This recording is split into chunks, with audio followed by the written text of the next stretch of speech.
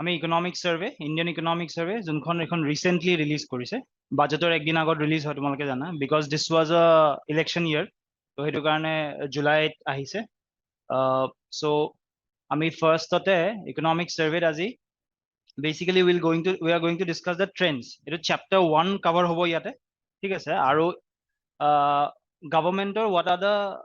policy objectives in the previous year তাৰে agenda কি আছিলে আৰু এনালিসিসটো অলপমান থাকিব আৰু চেপ্টাৰ নম্বৰ 1 টো আমি ডিসকাস কৰিম আজি ঠিক আছে বেসিক্যালি আৰু ইয়াৰে পিছৰ চেপ্টাৰছ বিলাকত সাপোজ এগ্ৰিকালচাৰ বা ইন্ডাষ্ট্ৰি তাত আমাৰ তোমাৰ টপিক ওয়াইজ তাৰমানে আমি সেগ্ৰিগেট কৰি কৰি পঢ়িম ইয়াতে আমি এটা ওভাৰভিউ চাই ল'ম ঠিক আছে সো তোমালোকে যিহেতু অলপতো আইডিয়া আছে economic survey basically why should we study the economic survey so I've given some points so এইখিনি বস্তু হয় কিয় আমি পঢ়িব লাগে আৰু how is it related to our examination তাৰমানে because this is a very vast document analysis to মানে আমি যিহেতু it's a kind of recommendation to the government তাৰমানে so basically আমাৰ কাৰণে সব ইম্পৰ্টেন্ট নহয় ঠিক আছে যোনখিনি আমি ধৰা মেইনছত বা প্ৰিলিমছত যোনখিনি আমি ইউজ কৰিব পাৰো প্ৰিলিমছতো ডাইৰেক্ট কোৱেশ্চন আহিব পাৰে মেইনছত আমি এনসাৰ ৰাইটিঙত ইউজ কৰিব পাৰো কিছুমান ফ্যাক্টস কিছুমান ডেটা বা কিছুমান ৰিপৰ্টস ঠিক আছে সো সেইটো কাৰণে basically we study the economic survey but not everything is important ঠিক আছে সো ইকনমিক সার্ভে মেইন আমি স্টাডি কৰিব লগা মেইন অবজেক্টিভটো হ'ল যে it gives a comprehensive analysis of India's growth trajectory in the financial year 2023 last year যোনটো আমাৰ ফেব্ৰুৱাৰী পৰা ষ্টাৰ্ট হৈছে বাজেটৰ একদিন আগত ৰিলিজ হয় সো তাৰ পৰা যোনটো ষ্টাৰ্ট হয় তাৰমানে সেই গোটেই ইয়াৰটো up to this years so we get a comprehensive analysis of India's growth trajectory most important sectors like infrastructure, agriculture, allied activities, এইবোৰৰ আৰু external sector. এইবোৰত basically we get a holistic picture of all these মানে. Next, emphasis on futuristic sectors. এইবাৰ এইখন particular economic survey they have discussed on artificial intelligence, industry 4.0 আৰু care economy, care services. সেইটো বস্তু discuss কৰিছে. It is a flagship document of the Ministry of Finance and gives statistical data covering all aspects of the Indian economy. It has authoritative guide to the Indian economy and prioritize policy perspective to the union budget. So government এইটো বছৰ বা তোমাৰ next budget যি launch কৰিছে সেইবোৰত তোমাৰ ধৰা কি কেনেকে এজেন্ডাটো কৰিব সেই বস্তুটো ইকনমিক সাৰ্ভেৰ পৰা এটা গাইডেন্স পায় ঠিক আছে সাইটবোৰ আপোনালোকে পাই যাব পিছত ঠিক আছে so how to use the document basically prelims কি হয় prelims তোমাৰ NCERT তোমালোকে এইখন NCERT পঢ়িছানে ক্লাছ এইখন NCERT ইম্পৰ্টেন্ট হয় ইয়াৰে তোমালোকে কেটামান চেপ্টাৰ মই কৈ দিম তোমালোকে নোট কৰি লয় এইকেইটা চেপ্টাৰ ইম্পৰ্টেন্ট হয় এইকেইটাৰ লগত মানে তোমালোকে কনসেপ্টছ বোৰ বুজিব লাগিব তাৰমানে চেপ্টাৰ নম্বৰ 2 হা chapter number 2 national income accounting ইয়াত তোমালোকৰ বেসিক ডেফিনেশনস বোৰ থাকিব GDP GVA how to calculate GDP in various methods সেইবোৰ বস্তু তোমালোকে তাৰ পৰা চাব লাগিব next chapter number 3 money and banking basics খিনি চাবা গোটেইখিনি নালাগে ইয়াৰে just functions of money demand for money এনেকে দিয়া আছে আৰু লিগেল ডেফিনেশনস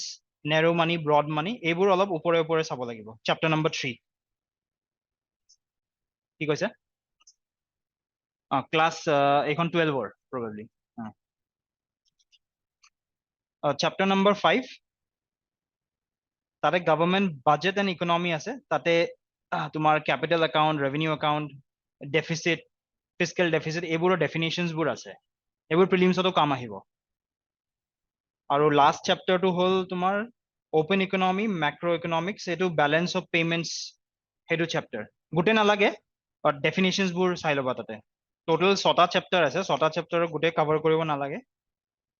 মই যেগিটা কৈছো হেগিটা তোমালোকে চালে হ'ল আৰু সব ইম্পৰ্টেন্ট নহয় কাৰণ কিছুমান অলপ বেছি টেকনিক্যাল হৈ যায় হেবোৰ ইমান দৰকাৰ নপৰে ঠিক আছে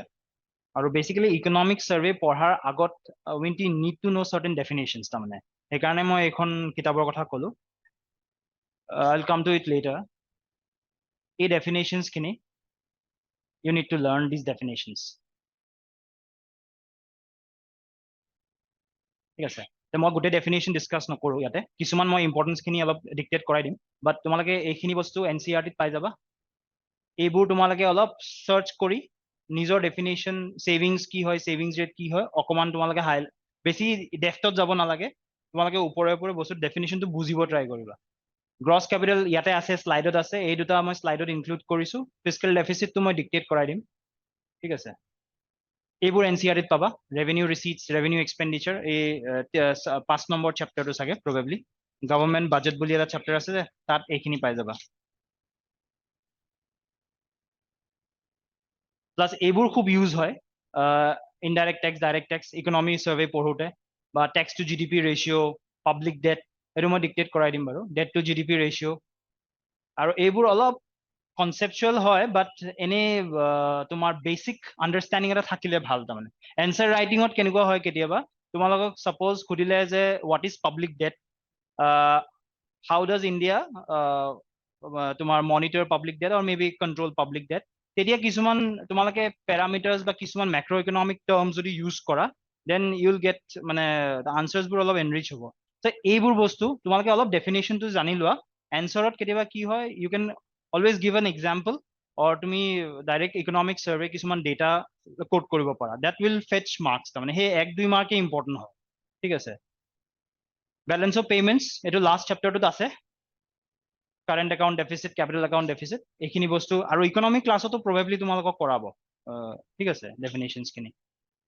এইবোৰ আমি as we go through the survey, we will discuss some of the terms তাৰমানে।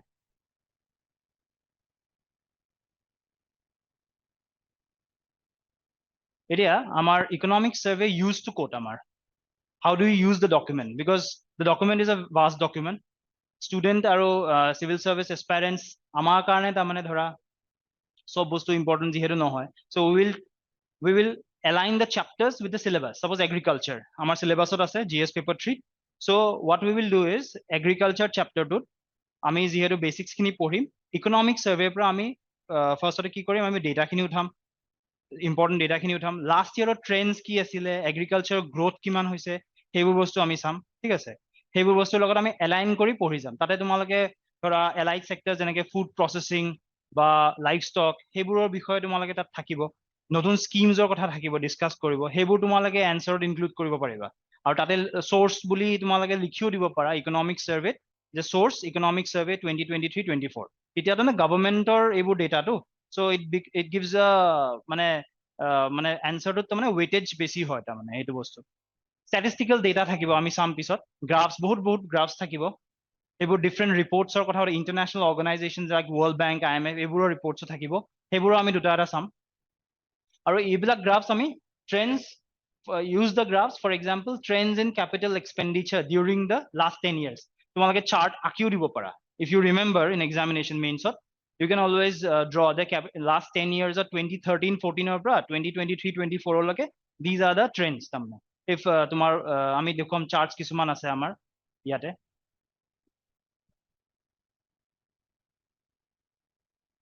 চ' এইবোৰ গ্ৰোথ মমেণ্টাম কেনেকুৱা হয়, এইবোৰ চব মনত ৰাখিব নালাগে, যোনটো যেনেকে তোমালোকৰ এপ্ৰপ্ৰিয়েট হয় এনচাৰত, if you remember during the examination, তেতিয়াহ'লে তোমালোকে ধুনীয়াকে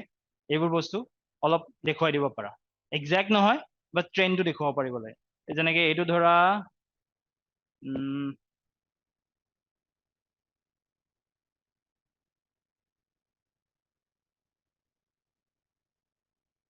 এইটো ধৰা ফিস্কেল ডেফিচিট, তোমালোকে এটা আৰ্গুমেণ্ট লিখিছা আনচাৰত, ছাপ'জ যে fiscal deficit in the last year কম্পেৰিজনত fiscal deficit has reduced, but how will you substantiate that, you will substantiate with this sources, budget, union budget, তোমালোকে ইমান লিখিব নালাগে, চ'ৰ্চ লিখিবা ইকনমিক চাৰ্ভেত, দ্য ট্ৰেণ্ড ইজ দিছ তাৰমানে। If you remember, you can always give a diagram, or নহ'লে তুমি চেণ্টেন্সতো লিখি দিব পাৰা, so' this will be helpful.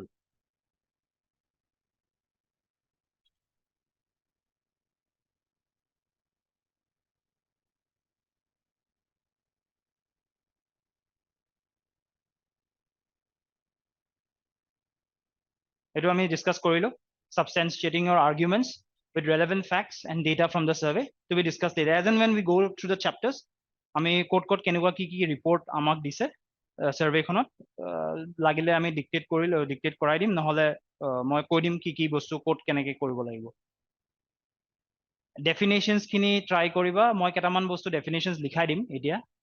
বাকীখিনি যোনখিনি ৰৈ যাব বা যোনখিনি সেইখিনি NCERT আৰু তোমালোকৰ ইকনমিক ক্লাছত এইখিনি কভাৰ হৈ যাব। এইবোৰতো এনেই জানাতো, GDP, GVA, GNP, NNP এইবোৰ বস্তুটো গম পোৱা চাগে। তোমাৰ এইটো বস্তু বাৰু শ্লাইডত দিয়া আছে। ফিস্কেল ডেফিচিট, ৰেভিনিউ ৰিচিটছ, এইবোৰ এনেই অলপতো আইডিয়া আছে চাগে। ঠিক আছে। So let's come to the economic survey of this year, 2023-24. Econot agenda to key her will understand it. So basically, agenda revolves around these 4 points. First of all, it highlights the resilience of the Indian economy in the face of geopolitical challenges. Ki hoise jana na? What are the geopolitical challenges? Any idea? World khonot ki hoye ase? Geopolitical challenges boli je koise yar. What are the geopolitical challenges? Any idea? Newspaper পঢ়ি আছা? War, Russia-Ukraine war, West Asia's disturbance, তাৰপিছত তোমাৰ red চিত এটা crisis হৈছিলে, red C কেইদিনমান আগতে। চ' এইবোৰত কি হয়, এইবোৰ ট্ৰেড ৰুটছ হয়, ৰেড চি ট্ৰেড ৰুটছ হয়। চ' এইবোৰৰ কি হয়, এইবোৰৰ যেতিয়া ট্ৰেড ৰুটছ বিলাকত যেতিয়া কিবা ডিষ্টাৰ্বেঞ্চেছ হয়, দেন কাণ্ট্ৰি ট্ৰেড বা কাণ্ট্ৰি ইকনমিক মানে হেৰি পেৰামিটাৰ্ছ বিলাকৰ ওপৰত ইম্পেক্ট কৰে। সেইকাৰণে ইকনমিক চাৰ্ভে কি কৈছে, resilience, how is the Indian economy performing despite geopolitical challenges. So it will highlight these things. ঠিক আছে। Next, it tells us about the need for sustained investment. এতিয়া investment বুলি ক'লে তোমালোকে investment বুলি ক'লে কি বুজি পোৱা কোৱাচোন? মানে what kind of investment? মানে তোমালোকে দেখি আছা চিটিখনতো দেখিছা বা মেইনলি তুমি সেয়া road construction, bridges investment, government investment হয়। আৰু তোমাৰ কিছুমান organizations বা corporate sector invest কৰে, so those are investment. So it emphasizes on the need for sustained investment. The investment to আজি আছে, কালি ঘপকে গায়ব হৈ গলে it will be a kind of a negative impact on the economy. So sustained investment কথা কৈছে। So যোনটো তাৰমানে long term হয়, road এটা বনালে কি হ'ব, এইটো long term হ'ব। ঠিক আছে, sustained investment, particularly from the private sector. This is a very important thing. Private sector participation to আমি সদায় মানে important বুলি আমি ধৰিব লাগিব, because government has not enough money নাথাকে গভৰ্ণমেণ্টৰ তাত। ঠিক আছে, so private sector contributions লাগিব তাৰমানে। ঠিক আছে, to maintain the growth momentum, যোনটো growth momentum এতিয়া চলি আহিছে। ইয়াতে আমি চাম যে 8.2% লাষ্ট ইয়াৰৰ যোনটো ট্ৰেণ্ড, সেইটো GDP গ্ৰোথ, সেইটো বস্তু, সেই ট্ৰেণ্ডটো মোমেণ্টামটো আমি সাষ্টেইন কৰিব লাগিলে we need the help of private sector. Next, it calls for a tripartite compact. Tripartite compact মানে it's an agreement. Tinta party. It's an agreement between the government, the private sector, and the academia. Amar India এতিয়া কি হৈছে? What is the status of skill development? Amar skill laborer shortage আছে বহুত। ঠিক আছে, skill laborer shortage, government বহুত scheme launch কৰিছে, skill development mission, national skill development mission, অসমৰ কাৰণে Assam skill development mission আছে, বা PM প্ৰধানমন্ত্ৰী কৌশল বিকাশ যোজনা, বহুত স্কিমছ আছে। But do you think that every scheme is giving fruitful output? সেইটো হোৱা নাই। যিমানখিনি টাৰ্গেট আছিলে সিমানখিনি স্কিল আমি জেনেৰেট কৰিব পৰা নাই। So economic survey tells us that we need an agreement between the government, the private sector, and the academia. আমাৰ কলেজ এডুকেশ্যন বা হায়াৰ এডুকেশ্যনৰ আৰু যোনটো ইণ্ডাষ্ট্ৰীত লাগে, there is a gap. সেই গ্যাপটো ফিল আপ কৰিবৰ কাৰণে we need to address the skill development. Skill developmentটো কেনেকে হ'ব? We need a tripartite compact between the government, the private sector, and the academia to address the skill development and the technological adaptation. The নতুন technology, artificial intelligence, blockchain, মানে বহুত experts কৈছে that these kind of technologies will disrupt the job market তাৰমানে। low skill, semi skill এইবোৰ job তাৰমানে maybe loss হৈ যাব পাৰে। ঠিক আছে, so সেইকাৰণে এইটো বস্তু কৈছে, and ensuring employment growth and aligning education with the market needs. এতিয়া এডুকেশ্যনটো আমাৰ কেনেকুৱা হৈছে, কলেজৰ পৰা পাছ কৰাৰ পিছত if you don't get a placement in some organization or here, কি হৈছে, স্কিল ডেভেলপমেণ্টটো তোমালোকৰ মানে কি হয়, মানুহ আমাৰ ইণ্ডিয়ানছ বিলাকৰ স্কিল ডেভেলপমেণ্টটো সিমান এটা আমাৰ আউটপুট মাৰ্কেটৰ লগত আমাৰ এলাইন নকৰে তাৰমানে। ইণ্ডাষ্ট্ৰী ওৱান চামথিং, বাট কলেজৰ পৰা পাছ কৰা ল'ৰা এটা ছোৱালী এজনী সিমান এটা স্কিলত মানে ইকুইপ নহয় সো দে মানে বস্তুটো কি হয় তেওঁলোকে মানে ৰিক্ৰুট কৰিবৰ কাৰণে অলপ অসুবিধা হয় সেইকাৰণে ৰিক্ৰুটমেন্ট কমিছেও তাৰমানে কৰ্পৰেট সেক্টৰে বহুত তোমাৰ আইটি সেক্টৰ চাইটিছ দেখিছা চাগে বহুত মানে তোমাৰ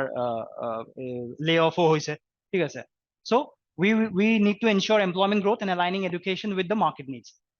Next, fourth point, emphasizes on the importance of reducing compliance burdens, improving investment in machinery. The investment in machinery and equipment. So, factory production, বা য'ত তোমাৰ ধৰা kind of নতুন industries, সেইবোৰ কি হয় সেইবোৰৰ ওপৰত ইনভেষ্টমেন্ট কৰিলে কি হয় লং টাৰ্ম হয় it generates labor employment হা সেই বস্তুবিলাকৰ ওপৰত investment to machinery and equipment generally কি হয় আমাৰ ৰেভিনিউ এক্সপেণ্ডিচাৰ বুলি কয় ৰেভিনিউ এক্সপেণ্ডিচাৰ টাৰ্মটো কি হয় চেলাৰী দিব লাগিলে পেনশ্যনছ দিব লাগিলে সেইবোৰ ৰেভিনিউ এক্সপেণ্ডিচাৰ তাৰ পৰা তোমাৰ কি সেইটো তাৰ পৰা তোমাৰ জেনেৰেট হৈ থকা নাই বস্তু এটা কিন্তু যদি তুমি মেচিনাৰী ইকুইপমেন্ট বা ৰোড ব্ৰিজেছ এইবিলাকত ইনভেষ্ট কৰা তেতিয়াহ'লে কি হ'ব দিছ will generate jobs labour employment হ'ব প্ৰডাকশ্যন চাইকেলটো কমপ্লিট হ'ব তাৰমানে so emphasize on the importance of reducing compliance burdens improving investment in the machinery and equipment and fostering cooperation between the union government and the state government our federal structure hoy our federal structure jehetu hoy so union government alone cannot do everything state governments or logot collaboration lagibo ঠিক আছে every state government jehetu federal structure hoy and navigate the complex global environment and achieve sustainable growth so these are the objectives or the agenda which the survey highlights tamne egita theme or report mane revolve koribo highlight ঠিক আছে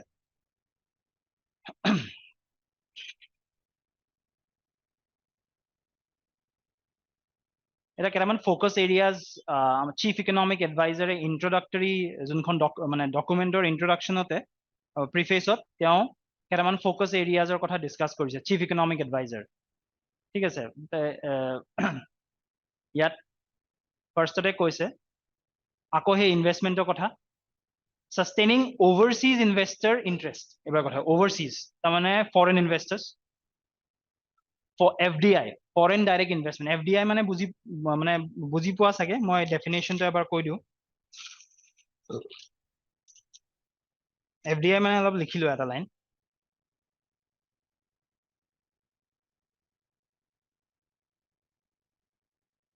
it is an investment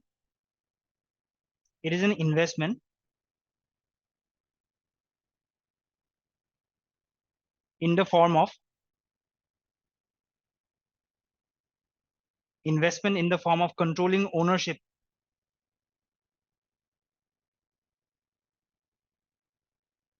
controlling ownership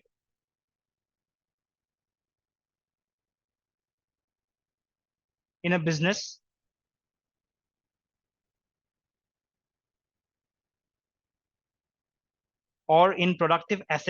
or in productive assets such as factories in one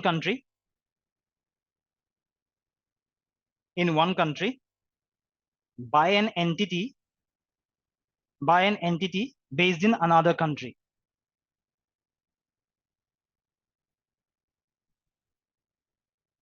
by an entity based in another country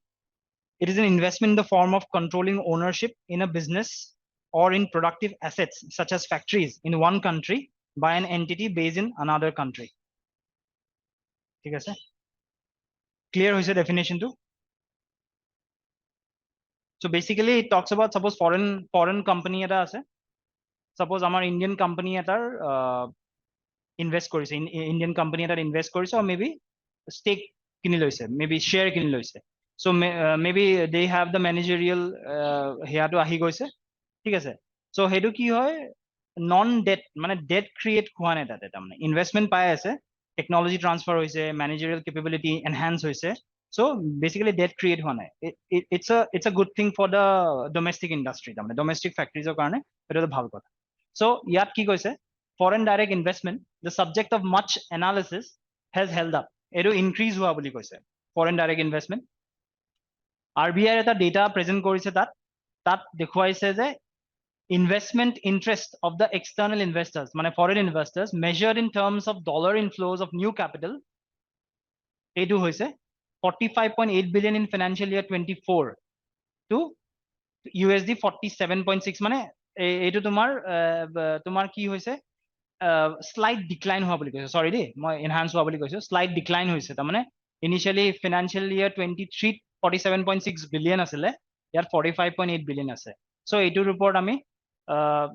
মানে কি কৈছে economic survey যে foreign direct ইনভেষ্টমেন্টটো মানে তোমাৰ enhance কৰিব try কৰিব লাগিব আমি, ঠিক আছে।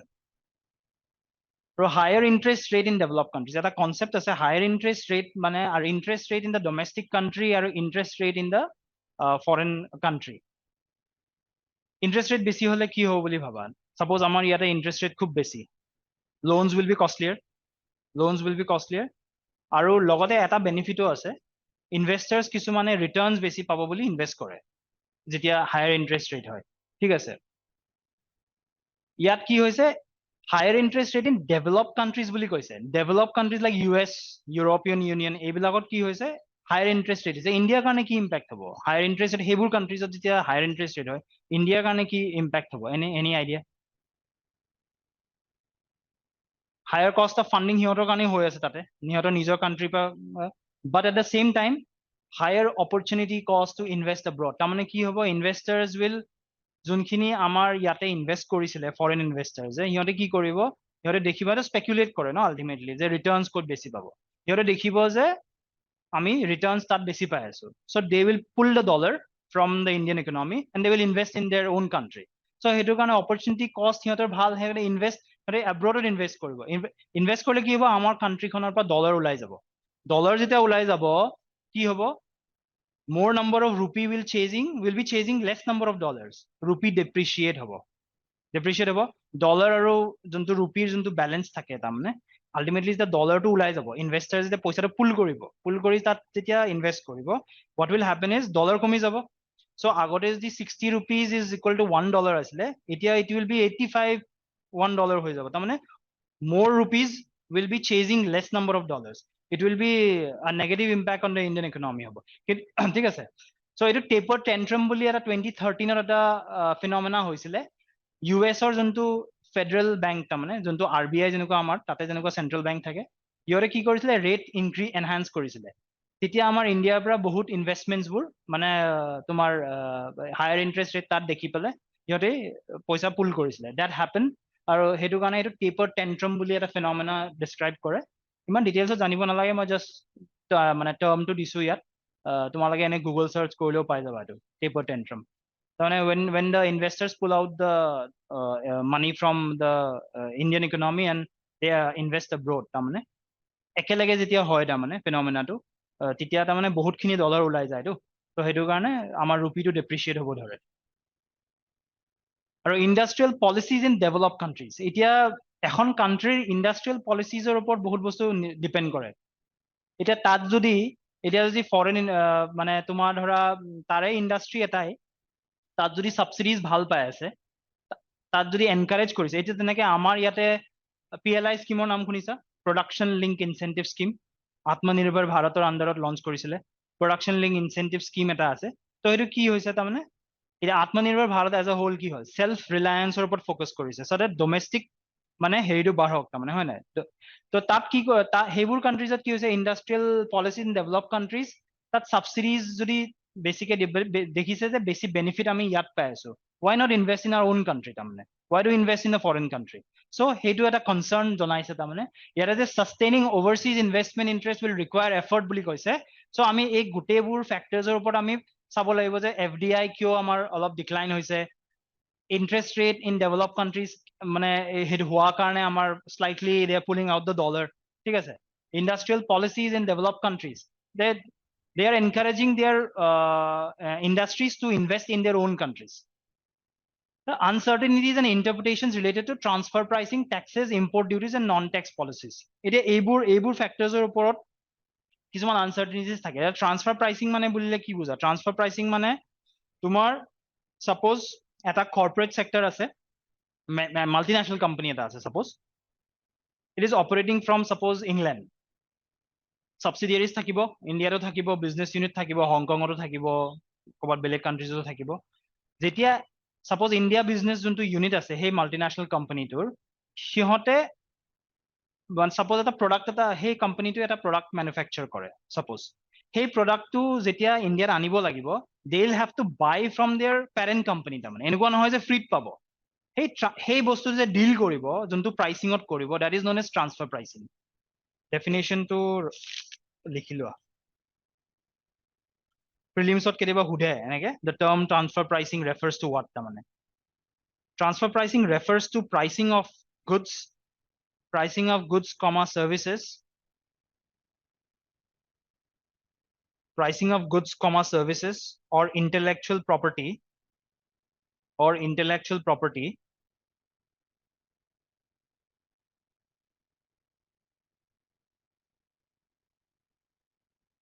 that is sold between, that is sold between two or more companies, sold between two or more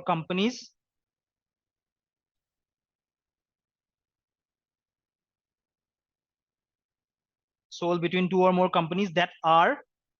part of the same multinational enterprise, that are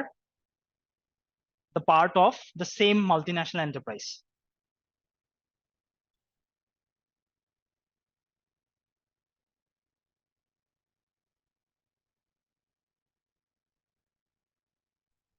বুজি পাইছা? এইবোৰ টাৰ্মছ কেতিয়াবা মানে প্ৰিলিমছত, UPSC টো generally if you go through the papers of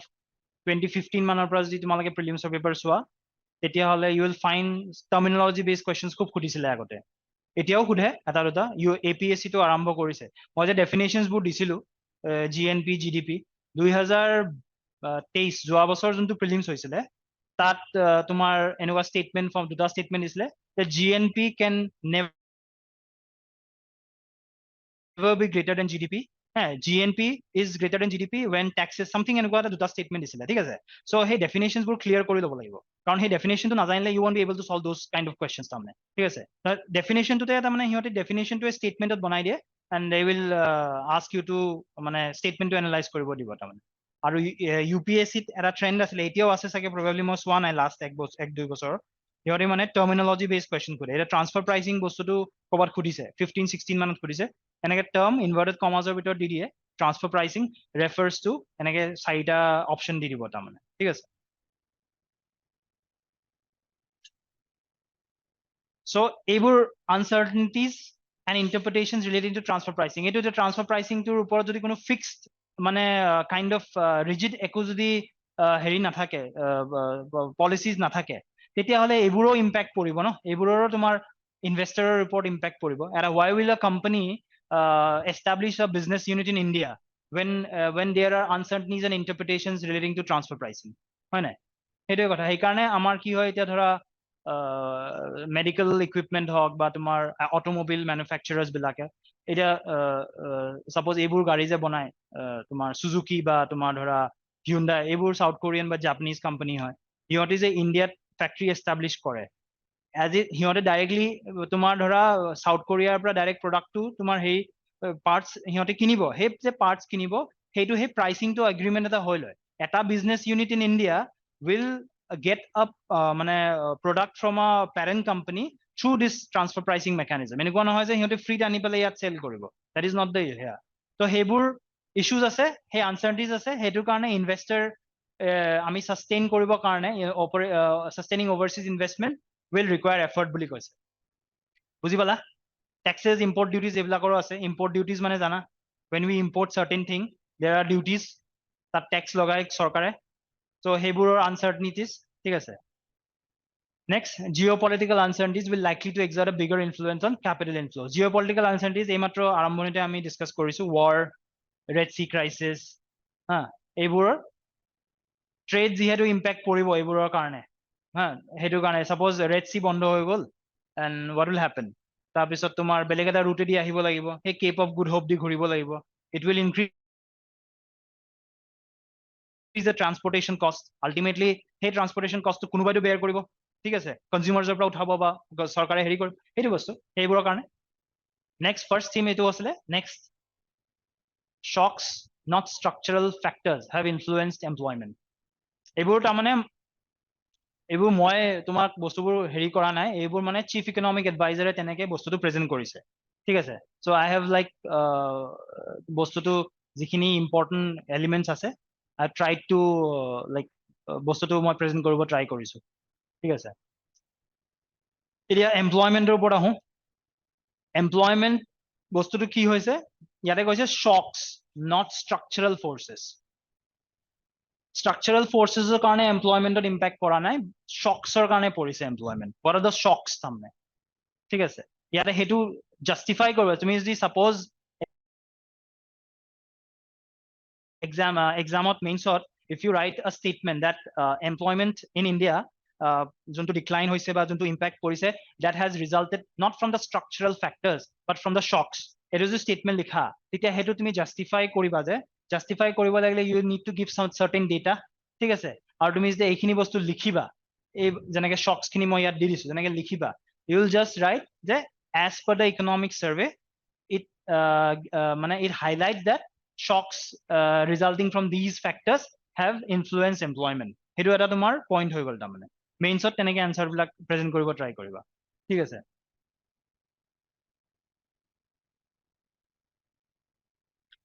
ইয়াত কি কৈছে, surge in agriculture employment is partly explained by reverse migration and the entry of women into labor force in rural India. Agriculture employment surge হৈছে, surge কি হৈছে, reverse migration হৈছে। Reverse migration মানে আগতে যদি টাউনছ এণ্ড চিটিজত কাম কৰিছিলে কনষ্ট্ৰাকশ্যন লেবাৰৰ হিচাপে বা তোমাৰ ধৰা ফেক্টৰীজত কাম কৰিছিলে, because certain kind of decline হৈছে বা ইকনমিক ডাউন টাৰ্ণ এটা হৈছে, চ' চাম অফ দ্য পিপল কি কৰিছে, ৰিভাৰ্চ মাইগ্ৰেট কৰিছে, গাঁৱলৈ গুচি গৈছে, এগ্ৰিকালচাৰত আকৌ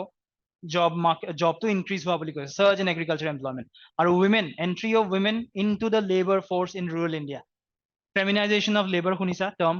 ফেমিনাইজেশ্যন অফ লেবাৰ। এবাৰ ফেমিনাইজেশ্যন অফ পভাৰ্টি বুলি এটা কুৱেশ্যন আহিছে GS3। ফেমিনাইজেশ্যন অফ লেবাৰ তাৰমানে কি হয়, বেচিকেলি ৰুৰেল ইণ্ডিয়াত তাৰমানে উইমেন তোমাৰ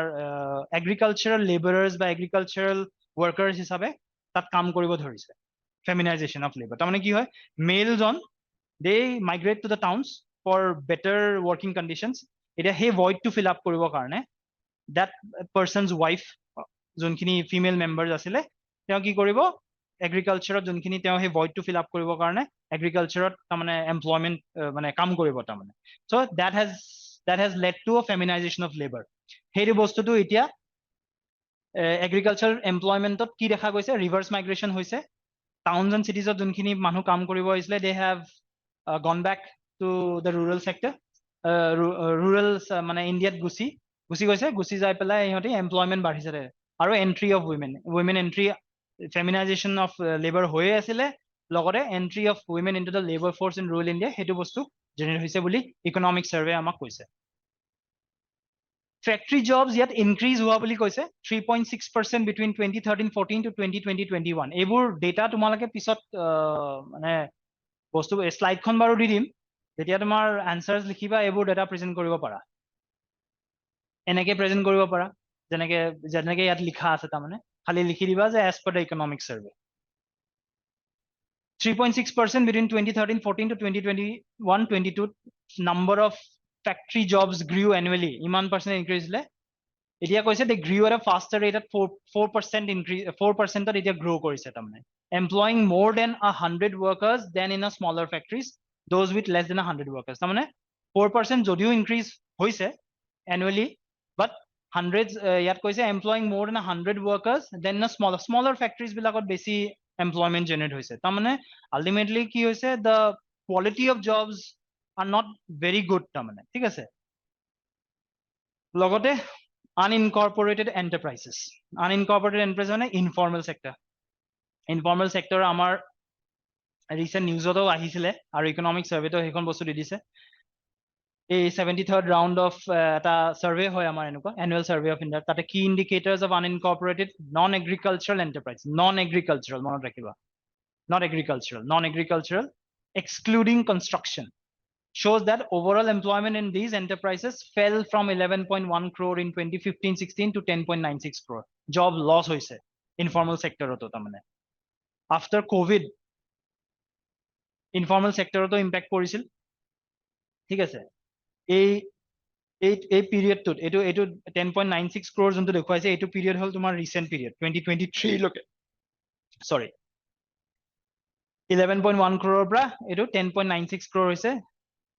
যোনটো লস হৈছে that can be attributed to covid ঠিক আছে এতিয়া এই শক্স খিনি যে হৈছে এই শক্স খিনি আমি কি কৈছে ইয়াতে not structural factors but due to shocks so what are these shocks shocks is bad debts in the banking system and high corporate indebtedness were one the bad debts মানে বুলি কি বুলিলে কি বুজা any idea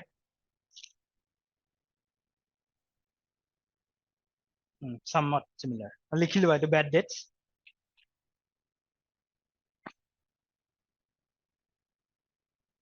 এটোও সুধিছে UPSC the term bad debts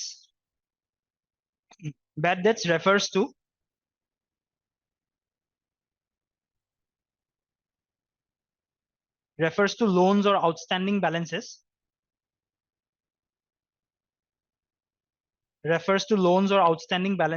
owed owed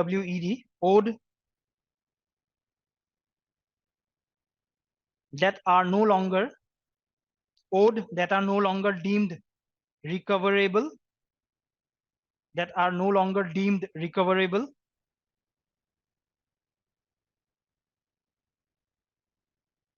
and must be written off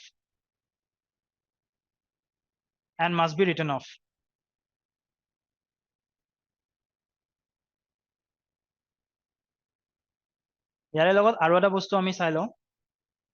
bad debts ৰ লগত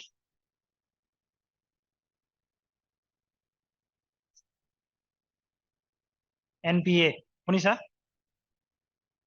কি হয় ইয়াৰে কেইটামান ক্যাটেগৰিজ থাকে NPA জানা NPA are categorized into three types ফাৰ্স্টতে NPA বুলি লিখি লোৱাচোন NPA মানে কি হয়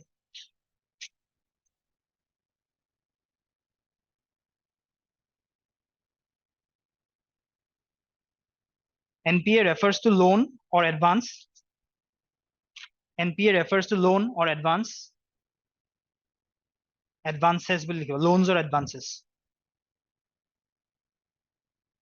for which the principal or the interest payment principal PAL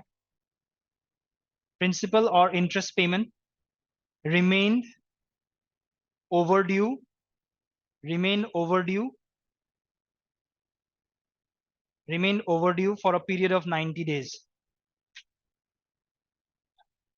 overdue for a period of 90 days loans or advances for which the principal or interest payments remained overdue for a period of 90 days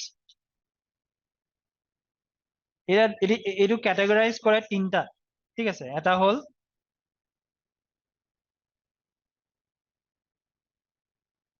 substandard assets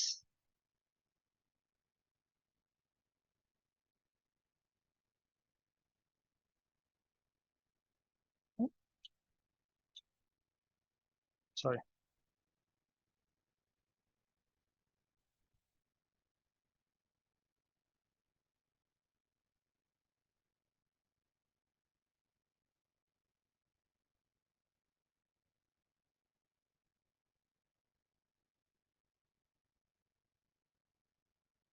substandard assets ফাৰ্ষ্টতে তাৰপিছত আহিব তোমাৰ doubtful assets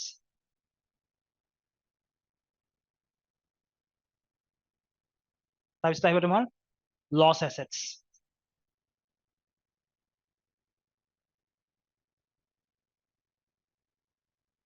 ঠিক আছে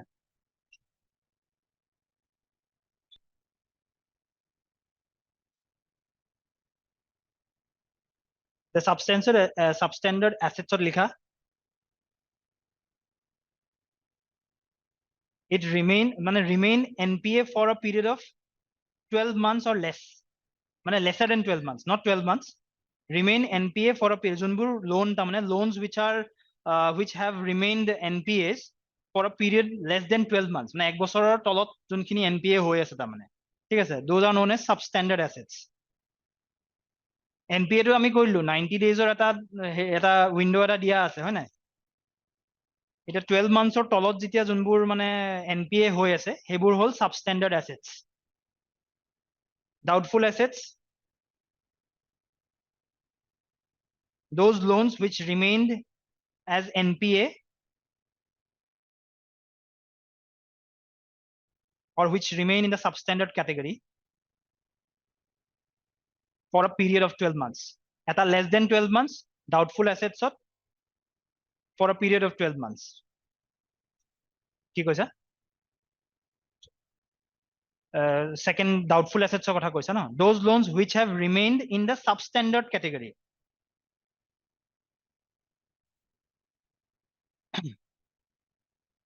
for a period of 12 months সেইটো হৈ গ'ল second আৰু এটা আছে লছ এছেটছ মানে সেইটোৰ কোনো মানে probability নাই আৰু সেইটো আনকালেক্টেবল তাৰমানে বুজি পাইছা এটা বেড ডেটছ টো মই লিখাই দিলো চাগে আলটিমেটলি বস্তুটো সেই আৰু বেড ডেটছৰ পৰা তোমাৰ outstanding loans that are no longer deemed recoverable মানে লছ এছেটছ বুলিও ক'ব পাৰা বেড ডেটছ তো বেংকিং চিষ্টেমত কি হৈছিলে আমাৰ পোষ্ট 2008 নত এটা গ্লোবেল ফাইনেন্সিয়েল ক্ৰাইচিছ হৈছিলে আমাৰ তোমালোকে জানা চাগে ঠিক আছে তাৰে পিছত কি হৈছিলে ইকনমিখন মানে ইকনমিক গ্ৰোথটো বঢ়াবৰ কাৰণে বা ফেচিলিটেট কৰিবৰ কাৰণে বেংকিং সেক্টৰে লোনছ দিয়া ষ্টাৰ্ট কৰিলে ইণ্ডাষ্ট্ৰিজক ঠিক আছে ষ্টাৰ্ট কৰাৰ কাৰণে কি হ'ল কিছুমান সাবস্ট্যান্ডাৰ্ড তাৰমানে কিছুমান এনেকুৱা লোন দিলে যোনবিলাকত তোমাৰ ধৰা ঘূৰাই পোৱা চান্সেছ নাই তাৰমানে মানে যিহেতু ইকনমিখন মানে বুষ্ট কৰিব লাগে লোনছ দিয়া ষ্টাৰ্ট কৰিলে বেংকিং সেক্টৰে বহুত লোনছ ঘূৰাই নাপালে সেইটো ঘূৰাই নোপোৱাৰ কাৰণে কি হ'ল তোমাৰ জমা হৈ গ'ল তাৰমানে লোনছ ঠিক আছে আৰু that led to what that led to an NPA crisis এই ৰিসেন্টলি NPA যোনটো তোমাৰ এটা আমাৰ ল পাছ কৰিছিলে ইনসলভেন্সি এণ্ড বেংক্ৰাপচি কোড শুনিছা 2016 ত সেইটো ৰিজলভ কৰিবৰ কাৰণে NPA ক্ৰাইচিছটো ৰিজলভ কৰিবৰ কাৰণে that law was passed সেইটো কৰাৰ পাছত there were some positive changes এতিয়া আমাৰ NPA ক্ৰাইচিছটো ক্ৰমান্বয়ে কমি আহিছে সেইটো 2013-14 আমাৰ NPA ৰ হেয়াটো খুব বেছি আছিলে এই bed that's in the banking system যদিও কমি আহিছিলে 2016-17-18 এইখিনি সময়তো বেংকিং সিস্টেম মানে বেড ডেটছ আছিলে তাৰমানে এতিয়া ক্ৰমান্বয়ে কমি আহিছে বাট এইটো এটা কাইন্ড অফ ফেনমেনন যোনটো ধৰা থাকিব ইমান জলদি তোমাৰ সব বস্তু হেৰি হৈ নাযায় এইটো এটা বেংকিং সেক্টৰৰ বেড ডেটছ আৰু হাই কৰ্পৰেটছ বিলাকে লোন লয় বেংকৰ পৰা বেংক ঘূৰাব নোৱাৰে সো ইনডেটনেছ হৈ যায় সিহঁতিও মানে মানে এইটো কি বুলি কোৱা হয় তোমাৰ এটা টাৰ্ম আছিলে এইটো UPSC ত প্ৰবাবলি সুধিছে most probably শুনিছা তোমালোকে টুইন ডেফিচিট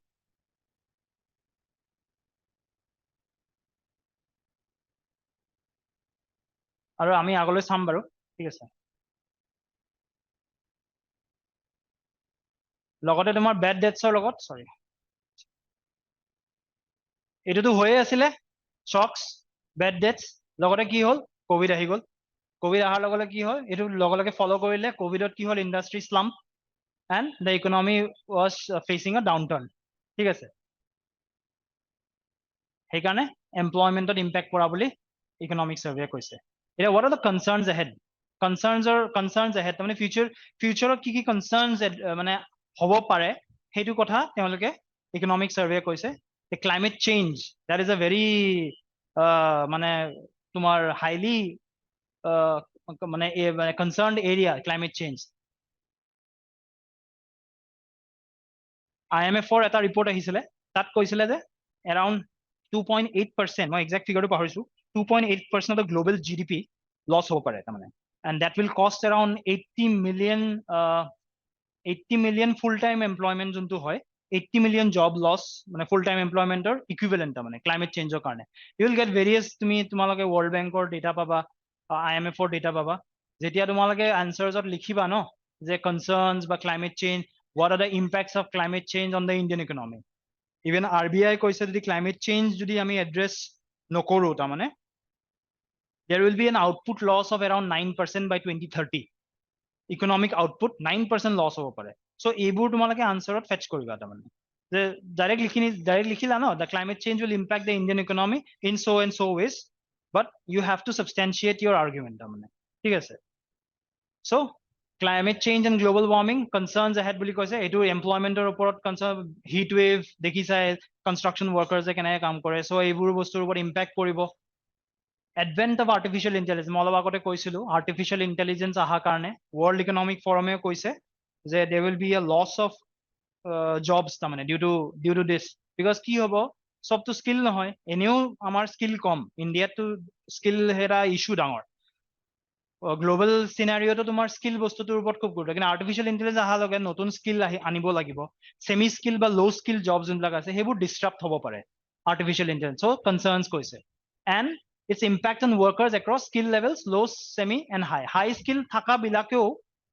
এতিয়া এক্সিস্টিং টেকনলজি বিলাকত যোনবিলাকে কাম কৰি আছে সেইবোৰো চেঞ্জ হ'ব আৰ্টিফিচিয়েল ইন্টেলিজেন্স ব্লকচেইন এইবিলাক নতুনকে ট্ৰেইনিং দিব লাগিব কিমান দিব পাৰিব কেপাসিটি কিমান সেইবোৰ এতিয়া আমি গম নাপাওঁ কিন্তু সেইবোৰ কনসাৰ্নস সেইকাৰণে জনাইছে তাৰমানে ইয়াতে ঠিক আছে এইটো সেকেন্ড হেডিং আছিলে চিফ ইকনমিক এডভাইজাৰে প্ৰিফেচত লিখিছে নেক্সট এটা এমপ্লয়মেন্ট জেনাৰেশনৰ তাত কথা কৈছিলে প্ৰাইভেট সেক্টৰৰ লগত government private sector and academia will have a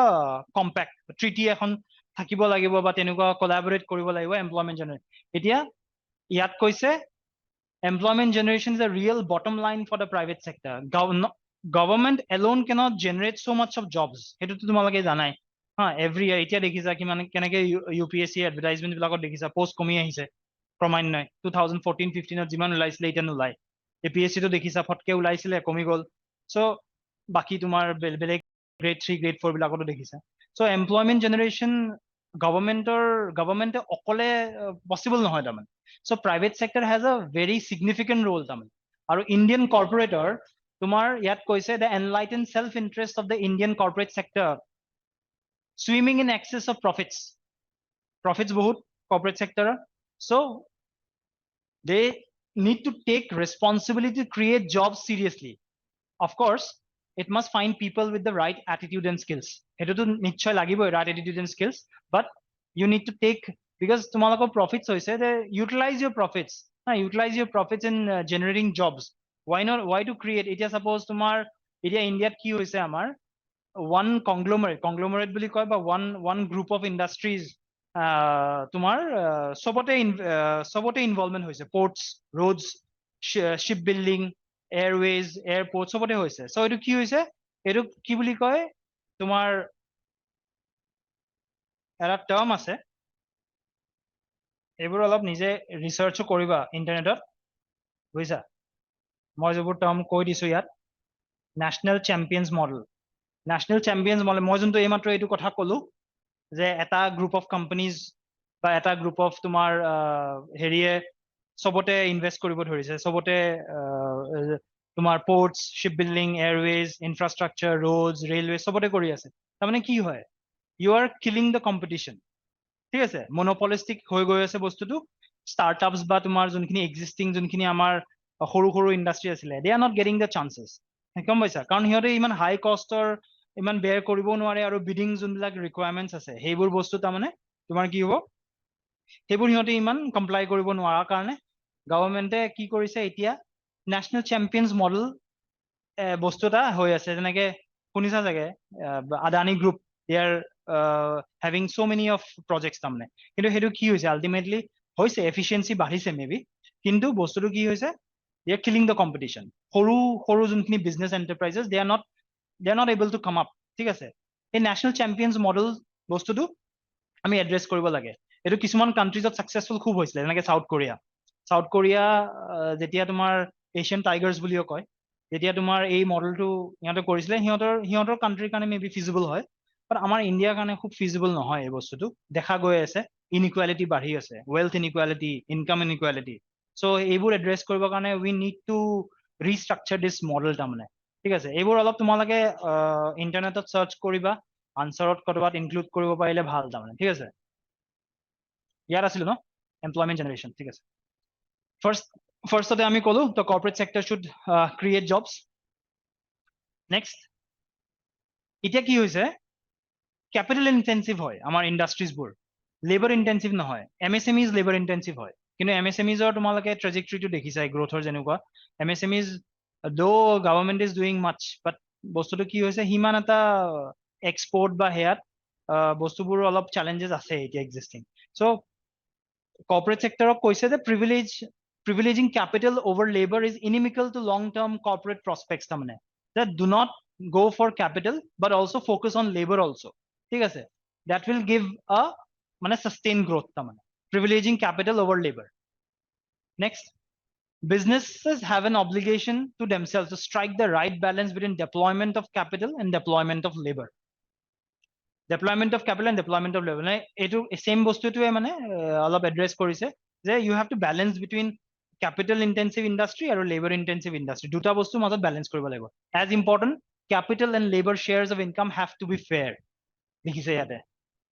ebla way forward likhibo para answer tetia way forward dia tetia ebur bostu likhibo para point ta mane way forward boli di point 1 point 2 point 3 enake likhibo para hey same bostuto ako koise yate that requires another tripartite compact that means tripartite compact is an agreement between the government the private sector and the academia this compact is to reboot the mission to skill and equip Indians to catch up with and go ahead with technological evolution corporate sector so technology bostuto corporate sector mane can address to a large extent because they are multinational corporations bilakor hiator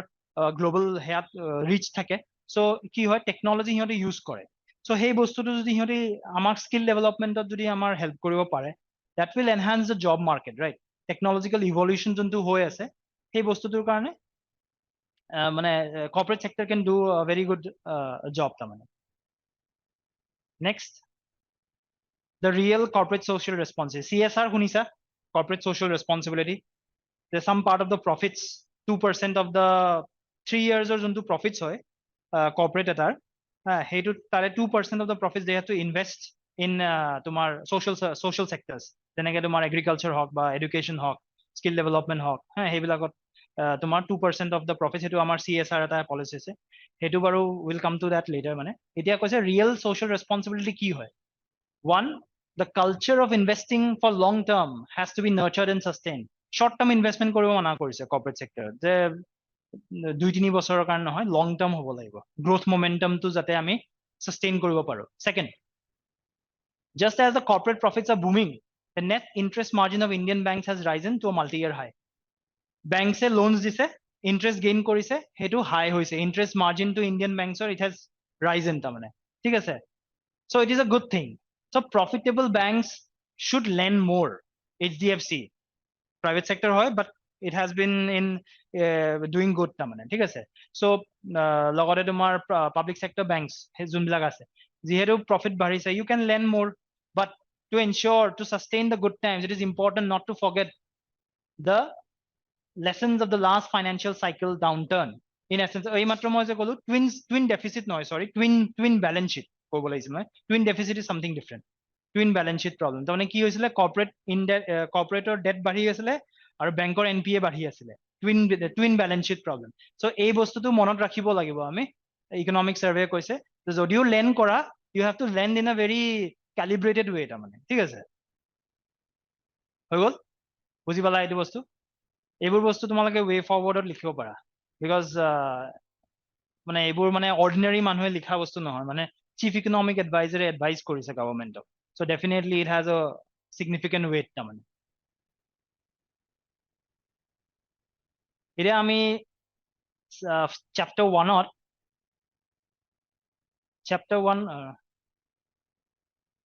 chapter 1 covers কি হয় গোটেই economic survey খনত 13টা chapter আছে ঠিক আছে 13টা chapter or যোনখিনি gist tamane ba যোনখিনি trend he chapter 1 to he trend বস্তুটো মানে present কৰে tamane কোনটো কি হৈ আছে তেনেকে তোমাৰ parameters কিছুমান থাকিব আমি যে কওঁ যে India's growth rate is resilient যে India has a very good growth rate how will you substantiate that thing hey parameters কিছুমান থাকিব hey parameters বিলাকৰ data to চাই আমি কব পাৰো যে yes India is growing in a good মানে it has a good growth rate tamane ঠিক আছে এতিয়া ইয়াত কৈছে chapter introduction তে কৈছে India's calibrated response to the pandemic on the economic front included 3 salient features. India যে এই যে policies বিলাক যে লৈ আছে কোভিডৰ পিছত বা এতিয়া যে যোনবিলাক গ্ৰোথ হৈ আছে বা হেৰি হৈ আছে সেইবোৰ বস্তু কিয় হৈছে what are the how India is reacting to the external factors তাৰমানে economic policies বোৰ কেনেকুৱা হৈছে first তিনটা salient components ৰ ওপৰত ভাগ কৰিছে তাৰমানে ইয়াত the first has been the focus on public spending on infrastructure government spending তোমালোকে economics দিয়া পঢ়িবা তাত তোমালোকে calculation of national income calculation of GDP তাৰমানে যেতিয়া তুমি পঢ়িবা তাৰে various components থাকিব consumption expenditure থাকিব government expenditure থাকিব এটা component এটা থাকিব investment এটা থাকিব net exports ঠিক আছে তো তাত এই যে যোনটো ইয়াত মই এটা দি দিছো তোমালোকে বুজাত সুবিধা হ'ব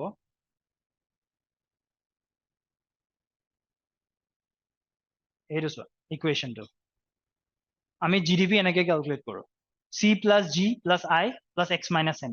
where c is the sum total of final consumption expenditure যোনটো মানুহে কিনে ঠিক আছে consumption g is the sum total of government expenditure এই মাত্ৰ তাত যে public expenditure কথা কৈছে public spending এইটো government expenditure infrastructure বনাই আছে bridges বনাই আছে roads বনাই আছে next আহিব তোমাৰ I is the investment. Investment is the most unstable. কিয় কৈছে কালিলৈ ইনভেষ্টমেন্ট কমিও যাব পাৰে মই ক'লো যেনেকে তোমাৰ ইনভেস্টাৰ্স আমি ইনভেস্টাৰ্সৰ কথা পাতিলো কালিলৈ তোমাৰ ধৰা কি হ'ল ইকোনমিক কিবা এটা গ্লোবাল ডাউনটাৰ্ন হ'ল এন্ড দে থিংক দ্যাট যে আমি ইণ্ডিয়াত আৰু ইনভেষ্ট নকৰো we will take our money back so সেইকাৰণে most unstable বুলি কয় এইটো আৰু এক্সপোৰ্টস আমাৰ এতিয়ালৈকে নেট এক্সপোৰ্ট যোনটো হয় ন ইণ্ডিয়াৰ ইম্পোৰ্ট বেছি এক্সপোৰ্টস কম ঠিক আছে এইটো আমাৰ নেগেটিভতে থাকে জেনাৰেলি এক্সপোৰ্টসটো সেইটো কাৰণে জেনাৰেলি আমাৰ যোনটো জিডিপি গ্ৰোথ ৰেট হয় ন এই দুটা ফেক্টৰৰ কাৰণে হয় মেইনলি এই দুটা ফেক্টৰ আমাৰ খুব ডিপেন্ড কৰে তাৰমানে বাকি কেইটা যদিও নেগেটিভত যায় কেতিয়াবা এইটো ফ্লাকচুৱেট কৰে এইটো নেগেটিভত যদিও যায় তোমাৰ স্পেন্ডিং বা কনজাম্পশন এক্সপেন্ডিচাৰ হাই হৈ যায় গভৰ্নমেন্টে আকৌ তোমাৰ ইকনমিখন বুষ্ট কৰিবৰ কাৰণে স্পেন্ডিং কৰে সো আমাৰ জিডিপি গ্ৰোথ বিকামছ সেইটোৱে so we will come back later তাৰমানে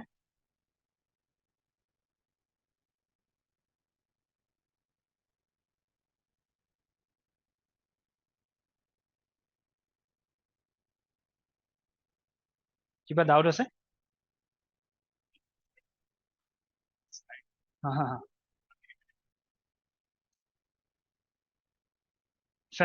ফেক্টৰ কষ্ট নহয় এইটো তোমাৰ মাৰ্কেটত ধৰিব লাগিব জিডিপি তোমাৰ monetary output in the market ন তো তুমি ফেক্টৰ কষ্টটো তবে ফেক্টৰ কষ্টত নহব এইটো মাৰ্কেটৰ আউটপুট মাৰ্কেট প্ৰাইচত ধৰিব লাগিব 2015 আগত চেঞ্জ হৈছে এইটো 2015-16 আগত তোমাৰ হেৰিটো চেঞ্জ হ'ল তাৰমানে ক্যালকুলেশনৰ প্ৰসিডিউৰটো চেঞ্জ হ'ল ন কৰিব পাৰা একুৰেট বুলি একো কথা নাই এইটো জানে মই কম্পোনেন্টস কিটা দেখাইছো মানে দেয়াৰ আৰ ডিফাৰেন্ট মেথডলজিজ তাতে তোমাৰ ষ্টেটিষ্টিকেল ক্যালকুলেশনস বহুত থাকিব এইটো জাস্ট এটা তোমাক ব্রিফ কেনেকে আমি বস্তুটো উলিয়াও সেইটো বস্তু ইমান ডিটেইলছত তোমালোকক নালাগে এইটো বস্তু just you need to know that components কিটা কি হয় আৰু সেই কম্পোনেন্টস বোৰ কিহৰ ওপৰত ডিপেন্ড কৰে will come to the components তাৰমানে আমি পঢ়িম তাৰমানে ঠিক আছে এটা পাব্লিক স্পেন্ডিং দেখিলা পাব্লিক স্পেন্ডিং বাঢ়িছে মানে জি বাঢ়িছে তাত C plus G plus I, G বাঢ়িছে. So which kept the economy afloat by creating strong demand for jobs and industrial output. এতিয়া spending বাঢ়িলে, spending যেতিয়া বাঢ়ে, এতিয়া suppose এখন flyover বনালে বা এটা road বনালে, তাতে কি হ'ব? Labor employment হ'ব, construction workers employment পাব. তে কি হ'ব? সিহঁতি পইচা পাব. They will enhance their spending food কিনিব বা নিজৰ হেয়া কিনিব. আকৌ সেই production cycle টো যোনটো ফেক্টৰীয়ে ফুড প্ৰডিউচ কৰি আছে that will get a thrust সিহঁতে স্পেন্ডিং হোৱাৰ কাৰণে সিহঁতে কি কৰিব সিহঁতে আৰু প্ৰডিউচ কৰিব সো এজ এ ইকনমিক চাইকেলটো চলি থাকিব তাৰমানে গম পাইছা সেইটো বস্তু জবস ক্ৰিয়েট হলে স্যালাৰি পাব মানুহে স্যালাৰি পালে they will spend on food they will spend on আদাৰ আইটেমছ তাৰমানে সো যোনকেইটা ইণ্ডাষ্ট্ৰীয়ে সাপোজ কাপোৰ বনাই আছে বা ফুড বনাই আছে they will get a Boost সেই সিহঁতে আকৌ প্ৰডাকশনটো আকৌ বেছি কৰিব ট্ৰাই কৰিব সো এজ এ হোল তাৰমানে ইকনমিখন আকৌ ফুলি ফাংচনেল হৈ যাব public spending on infrastructure which kept the economy afloat by creating a strong demand for jobs and industrial output বুলি কৈছে দেখিছা ইন্ডাষ্ট্ৰি মানে অকল যে ইনফ্ৰাষ্ট্ৰাকচাৰত স্পেন্ড কৰাৰ কাৰণে তোমাৰ স্পিল ওভাৰ হ'ব তাৰমানে স্পিল ওভাৰ ইফেক্ট মানে আদাৰ ইণ্ডাষ্ট্ৰিজো বুষ্ট পাব মাল্টিপ্লায়াৰ ইফেক্ট বুলি কয় এটা ডেফিনেশ্যন আছে মাল্টিপ্লায়াৰ ইফেক্ট যেতিয়া গভৰ্ণমেণ্টে স্পেণ্ডিং কৰে আদাৰ ইণ্ডাষ্ট্ৰিয়েল আউটপুট এতিয়া সাপোজ মই চেলাৰী পালো চেলাৰী পাই পেলাই মই গাড়ী কিনিলো অটোমোবিল প্ৰডাকশ্যন বাঢ়িব মোৰ নিচিনাটো মিলিয়নছত মানুহে কিনিব গাড়ী চেলাৰী পাই তো অটোমোবিলে কি হ'ব অটোমোবিল চেল হৈছে চেল হোৱাৰ কাৰণে কি হ'ল আকৌ সেই প্ৰডাকশ্যন যোনে কৰি আছে সি আকৌ বনাব এতিয়া মই ডিজেল পেট্ৰল কিনিম আকৌ সেই গাড়ীখনত ভৰাবৰ কাৰণে that industry will get Boost তাৰমানে সিহঁতে আকৌ প্ৰডাকশ্যন বাঢ়িব ক্ৰুড অইলৰ পৰা আকৌ সিহঁতে ৰিফাইনাৰী সেয়া কৰিব চ' এনেকে কি হ'ব গোটেই ইকনমিক চাইকেলখন চলি থাকিব তাৰমানে আৰু লগতে কি হ'ব এইটো প্ৰাইভেট ইনভেষ্টমেণ্টকো বুষ্ট কৰিব কেনেকে এতিয়া এখন গাঁও বা এখন এনেকুৱা এখন তোমাৰ জাগা য'ত য'ত তোমাৰ ৰোডছ নাই য'ত তোমাৰ ৱাটাৰ ফেচিলিটিজ নাই য'ত তোমাৰ ইলেক্ট্ৰিচিটি নাই তাত তুমি ভাবিছা নেকি প্ৰাইভেট ইনভেষ্টমেণ্ট আহিব বুলি অবভিয়াছলি নাহে প্ৰাইভেট ইনভেষ্টমেণ্ট কিয় আহিব অনলি ৱেন দে চি প্ৰফিটছ ঠিক আছে প্ৰাইভেট ইনভেষ্টমেণ্ট কেতিয়া আহিব এতিয়া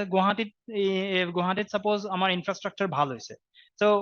কৰ্পৰেট চেক্টৰে ইনভেষ্ট কৰিব কিয় ট্ৰাই কৰিব because roads are good because people are urbanise ঠিক আছে প্ৰফিট হ'ব so' private investment will get a boost crowd in মানে লৈ আহিব তাৰমানে প্ৰাইভেট ইনভেষ্টমেণ্ট চ' গভৰ্ণমেণ্টে পাব্লিক স্পেণ্ডিং কৰিব কিমান বস্তুত ওপৰত তোমাৰ ইম্পেক্ট পৰি আছে demand for jobs industrial output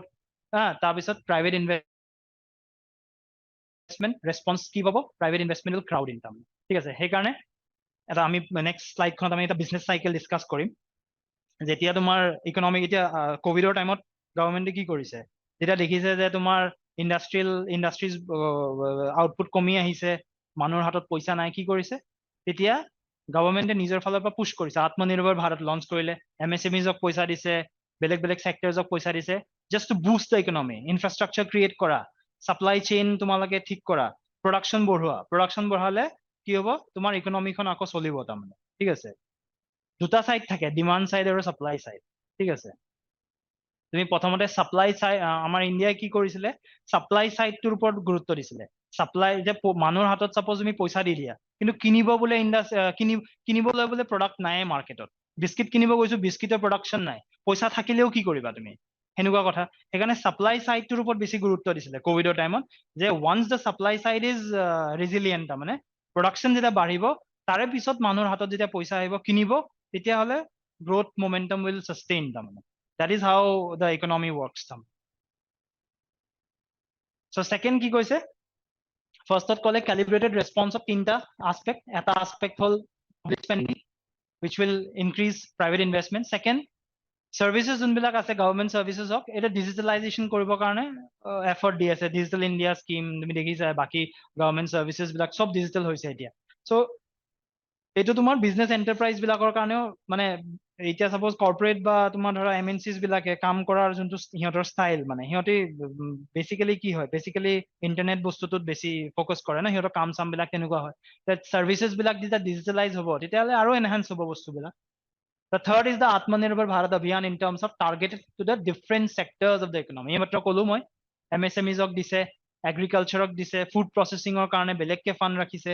তোমালোকে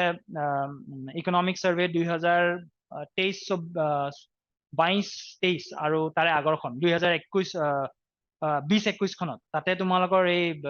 কভিডৰ পিছত যোনখন সেয়া হৈছিলে আৰু তাত তোমালোকৰ বৰ ধুনীয়াকে কিছুমান বস্তু দিয়া আছে যে ফিস্কেল পলিচি তোমাৰ গভৰ্ণমেণ্টে কি কৰিলে তাৰমানে এই চেক্টৰছ বিলাকত কিমান পইচা দিছে MSMEজৰ কাৰণে ক্ৰেডিট ফাণ্ডছ দিছে so that মানে they get the adequate funds to run their industries ঠিক আছে এগ্ৰিকালচাৰক দিছে এগ্ৰিকালচাৰ গ্ৰোথ বঢ়াৰ কাৰণে ফুড প্ৰচেছিঙৰ কাৰণে দিছে চ' সেইটো সেই ক্যালিব্ৰেটেড ৰেছপন্সৰ তিনটা aspect first is public spending digitalisation of service delivery আৰু third is the Atmanirbhar Bharat in terms of targeted relief to the different sectors of the economy. এতিয়া মই এটা বস্তু ইয়াত ক'ব বিচাৰো এই যে আমি এইমাত্ৰ ক'লো তোমালোকে ভাবি লোৱা এইটো বিজনেছ চাইকেলটো কি হয় what is this counter cyclical fiscal policy মানে জানা fiscal policy মানে তোমাৰ যোনটো গভৰ্ণমেণ্টৰ যোনটো মানে RBI টো হ'ল মনিটাৰী পলিচি আৰু গভৰ্ণমেণ্টৰ কি থাকে ফিস্কেল পলিচি কেন তোমাৰ এনকম্পাছেছ ভেৰিয়াছ থিংছ যেনেকে তোমাৰ এই আত্মনিৰ্ভৰ Bharat is a part of the fiscal policy ঠিক আছে এটা counter cyclical fiscal policy generally India normally follows counter cyclical fiscal policy. What is counter cyclical fiscal policy?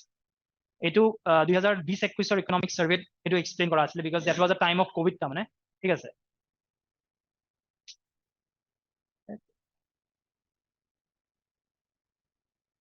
এইটো চোৱা এইটো এটা গ্ৰাফ এটা আছে আমাৰ প্ৰ সাইক্লিক্যালটো বাদ দিয়া এতিয়া কাউন্টাৰ সাইক্লিক্যাল চোৱা যোনটো আমাৰ ইণ্ডিয়াত যোনটো জেনাৰেট ফলো এইটো জেনাৰেলি আমাৰ বিজনেছ সাইকেল বুলি কয়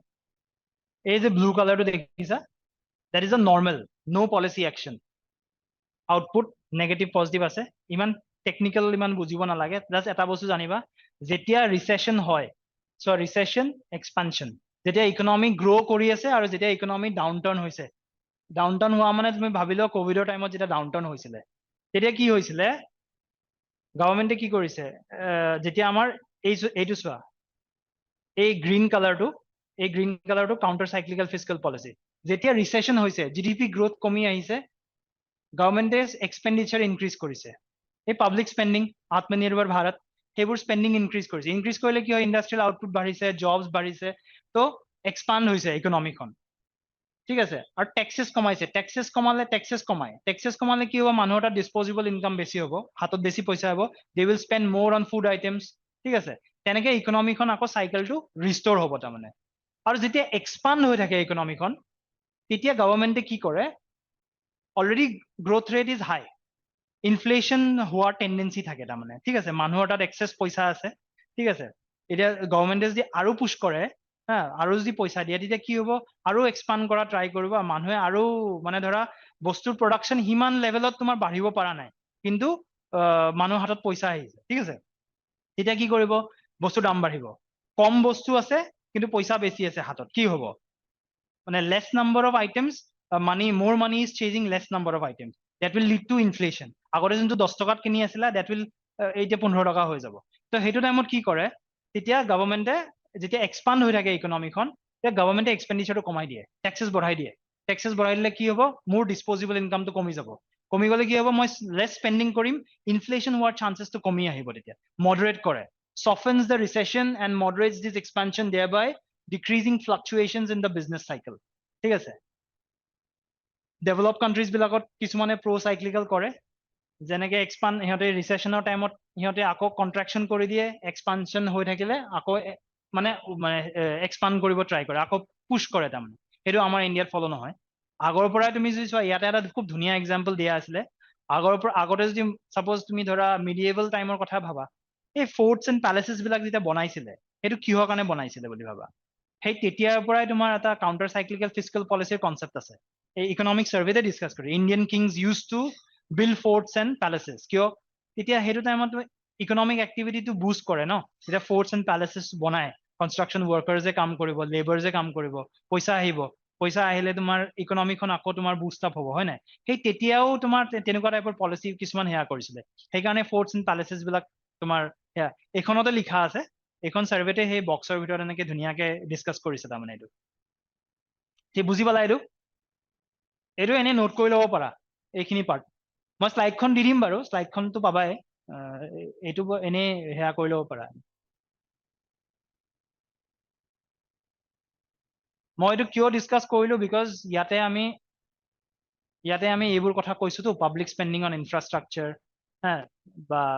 এইবিলাকৰ কথা কৈছো যে এইটো বিজনেছ চাইকেলটো কি হয় সেইকাৰণে ৰেফাৰেন্সত মই কৈ দিলো বস্তুটো এইখন ইকনমিক সাৰ্ভে ডিসকাস কৰা নাই বাট ষ্টিল মই আগৰ ইকনমিক সাৰ্ভেখনৰ পৰা এইটো বস্তু আনি দিছো নোট কৰিছা নেকি নোট নকৰিলেও হ'ব স্লাইডখন পাই যাবা বাৰু এতিয়া we were talking about India's calibrated policy ঠিক আছে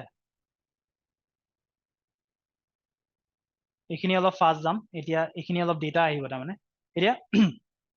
ৰেজিলিয়েণ্ট ডমেষ্টিক ইকনমি তাত ডিসকাস কৰিছে যে এই আমি যে কৈছো যে India's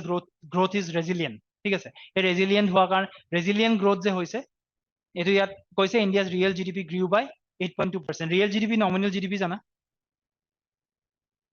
real GDP nominal GDP জানা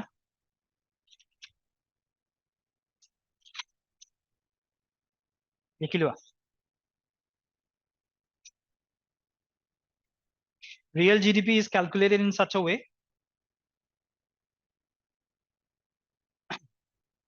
real GDP is calculated in such a way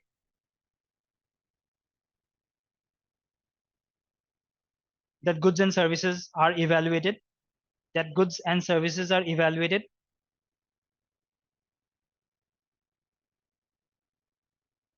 goods and services are evaluated at some constant set of prices.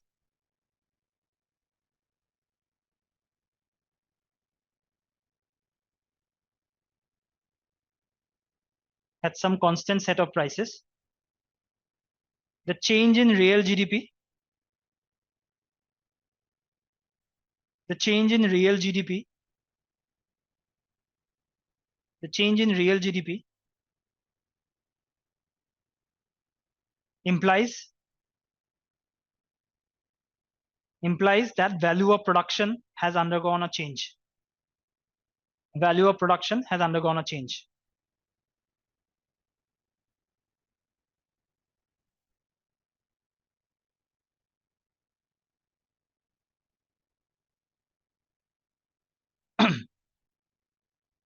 Our nominal GDP whole is the value of GDP at the current prevailing prices. At the current prevailing prices. Nominal GDP is the value of GDP at the current prevailing prices. Bracket or likhiba taking inflation into account.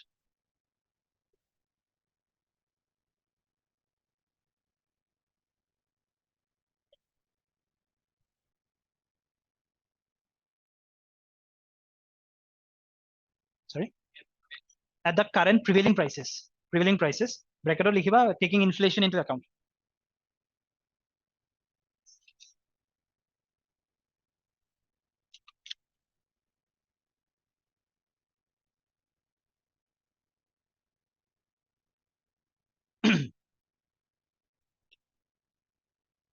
Real GDP তোমাৰ কি হয় generally এটা constant set of prices থাকে. Suppose আমি এটা base year লৈ লৈছো. সেই base year টোত suppose 2012-13 base year লৈ লৈছো suppose. সেই base year টোত এটা product ৰ suppose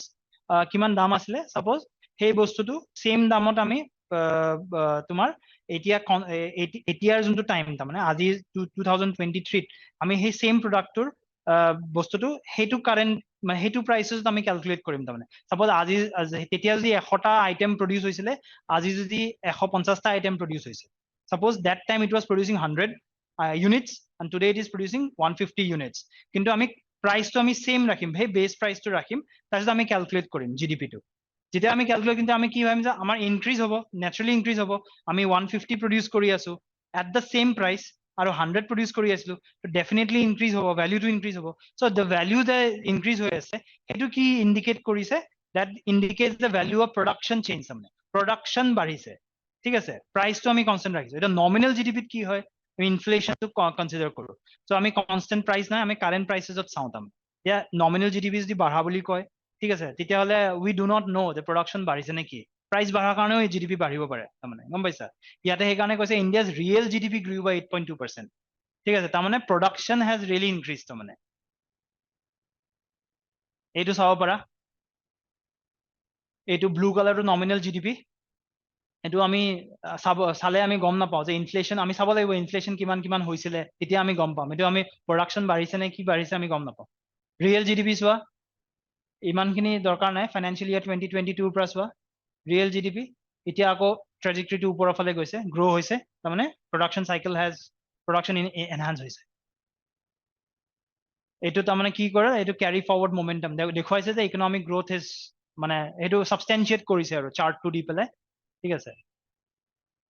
নেক্সট ফাইনাল কনজাম্পশন এক্সপেন্ডিচাৰ সৰি তাৰমানে আমি এটা কিয় পঢ়ি আছো এই যে ৰেজিলিয়েন্ট ডমেষ্টিক ইকনমি বুলি যে কৈছে হাউ ডু উই নো ইট আমি কেনেকৈ গম পাম যে ৰেজিলিয়েন্ট হয় so we are analysing this things তাৰমানে যে আমি ৰেজিলিয়েন্ট হয় যে এই বস্তুটো আমি এনালাইসিস কৰিব ট্ৰাই কৰিছো মানে প্ৰেজেন্ট কৰি তেওঁলোক যে এইটো তাৰমানে these are the factors through which we can determine that India's growth is resilient তাৰমানে the private final consumption expenditure এইটো কি মিন কৰে it includes the final consumption expenditure of households আমি যোনটো বস্তু কিনো it can be food it can be products like machinery TV scooters stationary goods consumption expenditure private final consumption ঠিক আছে So it grew by 4% in real terms in financial year 24.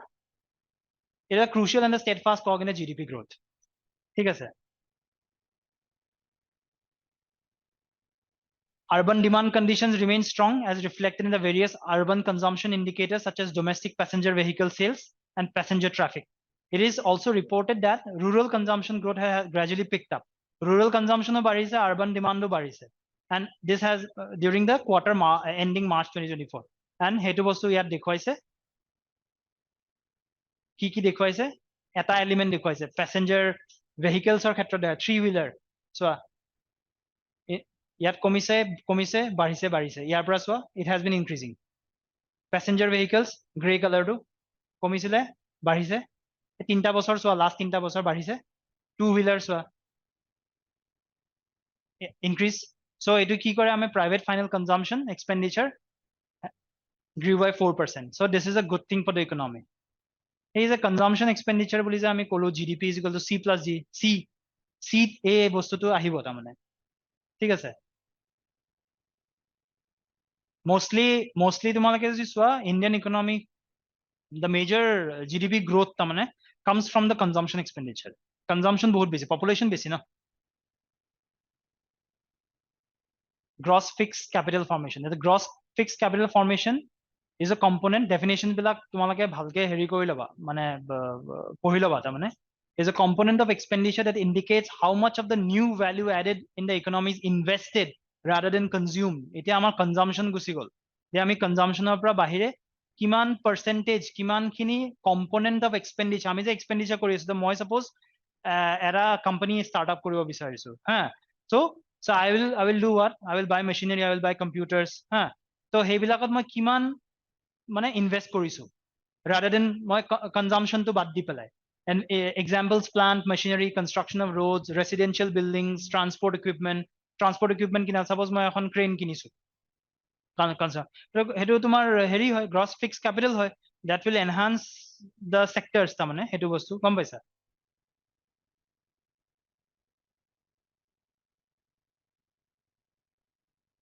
as per the economic survey 2023 মানে this economic survey gross fixed capital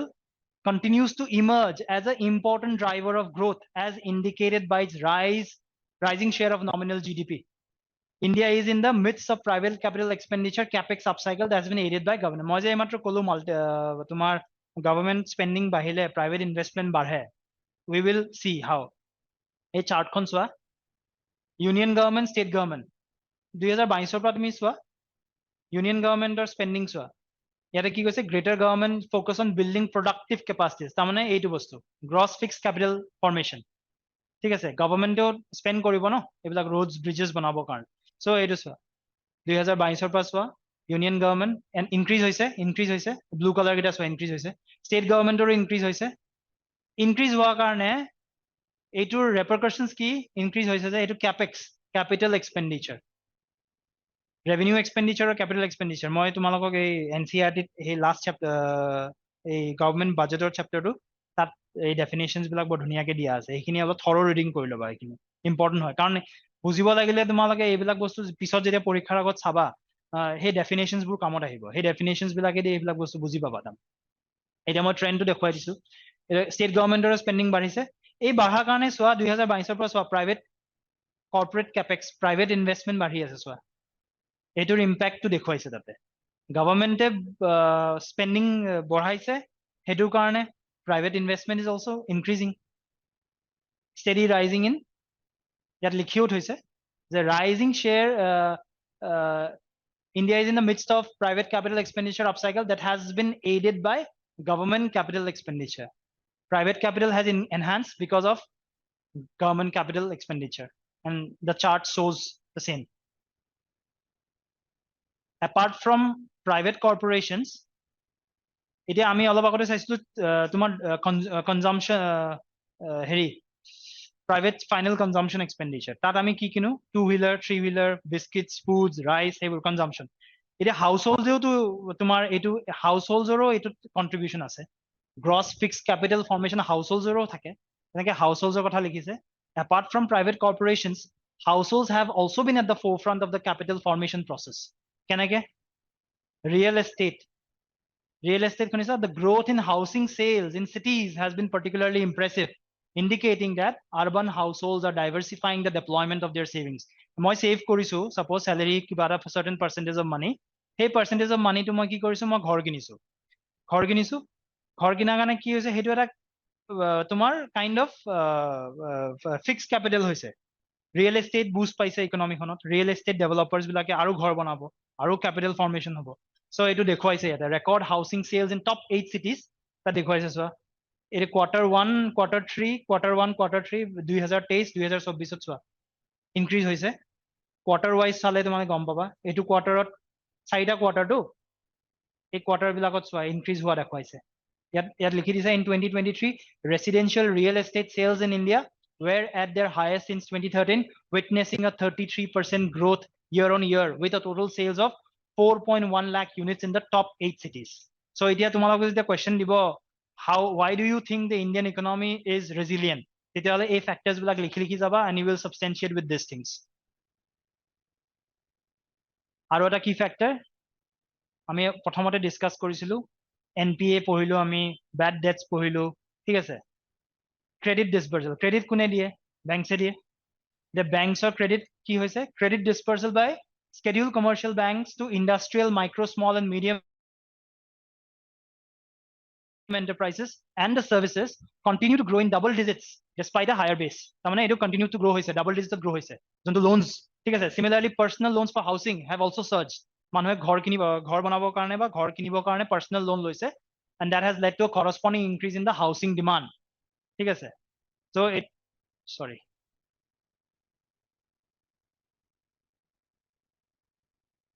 So ইয়াত তোমালোকে বেলেগ বেলেগ সেক্টৰছত দেখুৱাইছে loans ক'ত ক'ত গৈছে চোৱা। Non food credit, non food sectors বিলাকত ক্ৰেডিট কিমান গৈছে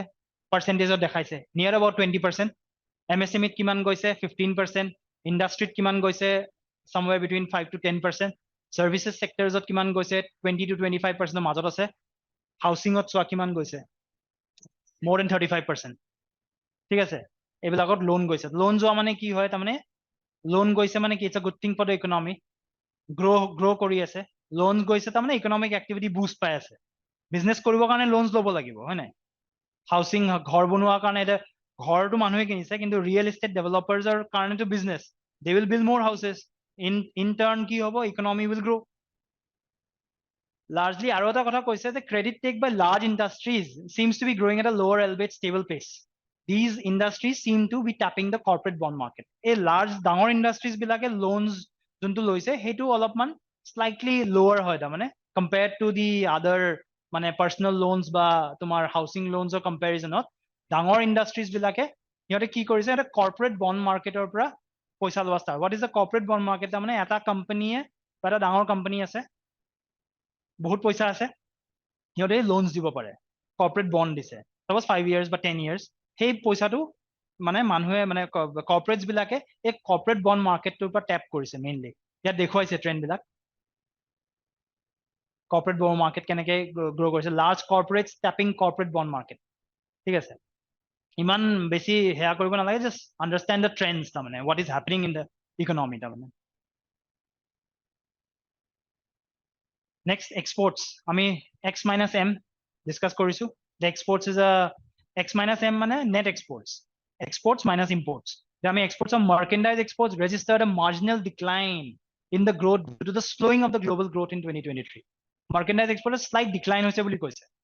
This contraction was counterbalanced by the pickup in the fixed income. মই যে ক'লো C plus G plus I plus X minus M, যে ইনভেষ্টমেণ্ট এক্সপৰ্টৰ যোনটো ফেক্টৰ সেইটো মোষ্টলি নেগেটিভত থাকে, বিকজ আমাৰ এক্সপৰ্ট কম হয়, ইম্পৰ্ট বেছি হয়, নেগেটিভত থকাৰ কাৰণে। কিন্তু সেইটো কোনে কাউণ্টাৰ বেলেঞ্চ কৰি আছে? সেইটো কাউণ্টাৰ বেলেঞ্চ কৰি আছে এই ফিক্সড ইনভেষ্টমেণ্ট। আমি গ্ৰছ ফিক্সড কেপিটেল ফৰ্মেশ্যন পঢ়িলো, ঠিক আছে। thereby continuing the trend of domestic stimulus seamlessly replacing external stimuli. তাৰমানে ultimately economy is growing, export যদিও কমিছে, আমাৰ চি বাঢ়ি আছে আৰু জি বাঢ়ি আছে, ঠিক আছে। that two factors are giving a thrust to the GDP growth তাৰমানে। So এই গোটেইবোৰ আমি যে পঢ়িলো, exports, credit dispersal, gross fixed capital formation আৰু PFC এই গোটেইবোৰ যে পঢ়িলো এইবোৰ যদি এই গোটেইকেইটা প্যাৰামিটাৰ যদি তোমালোকে লৈ পেলাই এই ইকুৱেশ্যনটো এনালাইজ কৰা then you will know how is Indian economy performing তাৰমানে এই গোটেইকেইটা প্যাৰামিটাৰছত সোমাই আছে বস্তুকেইটা ঠিক আছে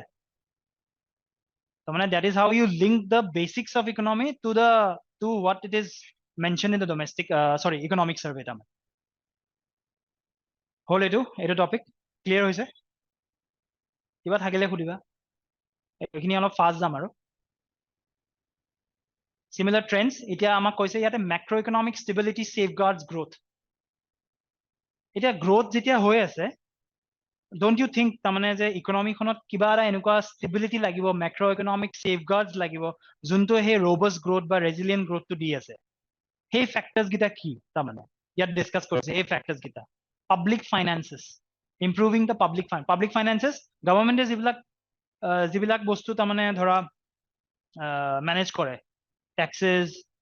তোমাৰ public expenditure তাৰপিছত তোমাৰ ধৰা বেলেগ revenue salaries etc যিমান বিলাক গভৰ্নমেন্টে মেনেজ কৰে those are public finances ঠিক আছে public finances এলিমেন্ট কি আছে fiscal deficit টো লিখি লোৱা definition টো অলপ ক্লিয়াৰ হৈ যাব তেতিয়া it is the difference between government's total expenditure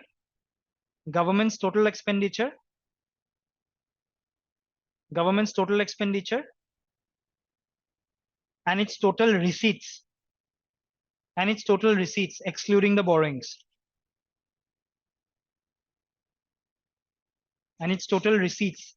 the borrowings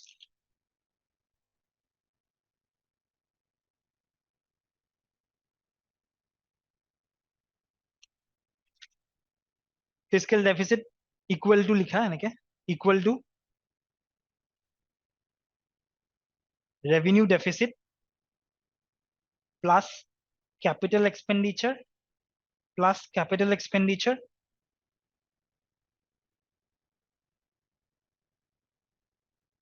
minus non-debt creating capital receipts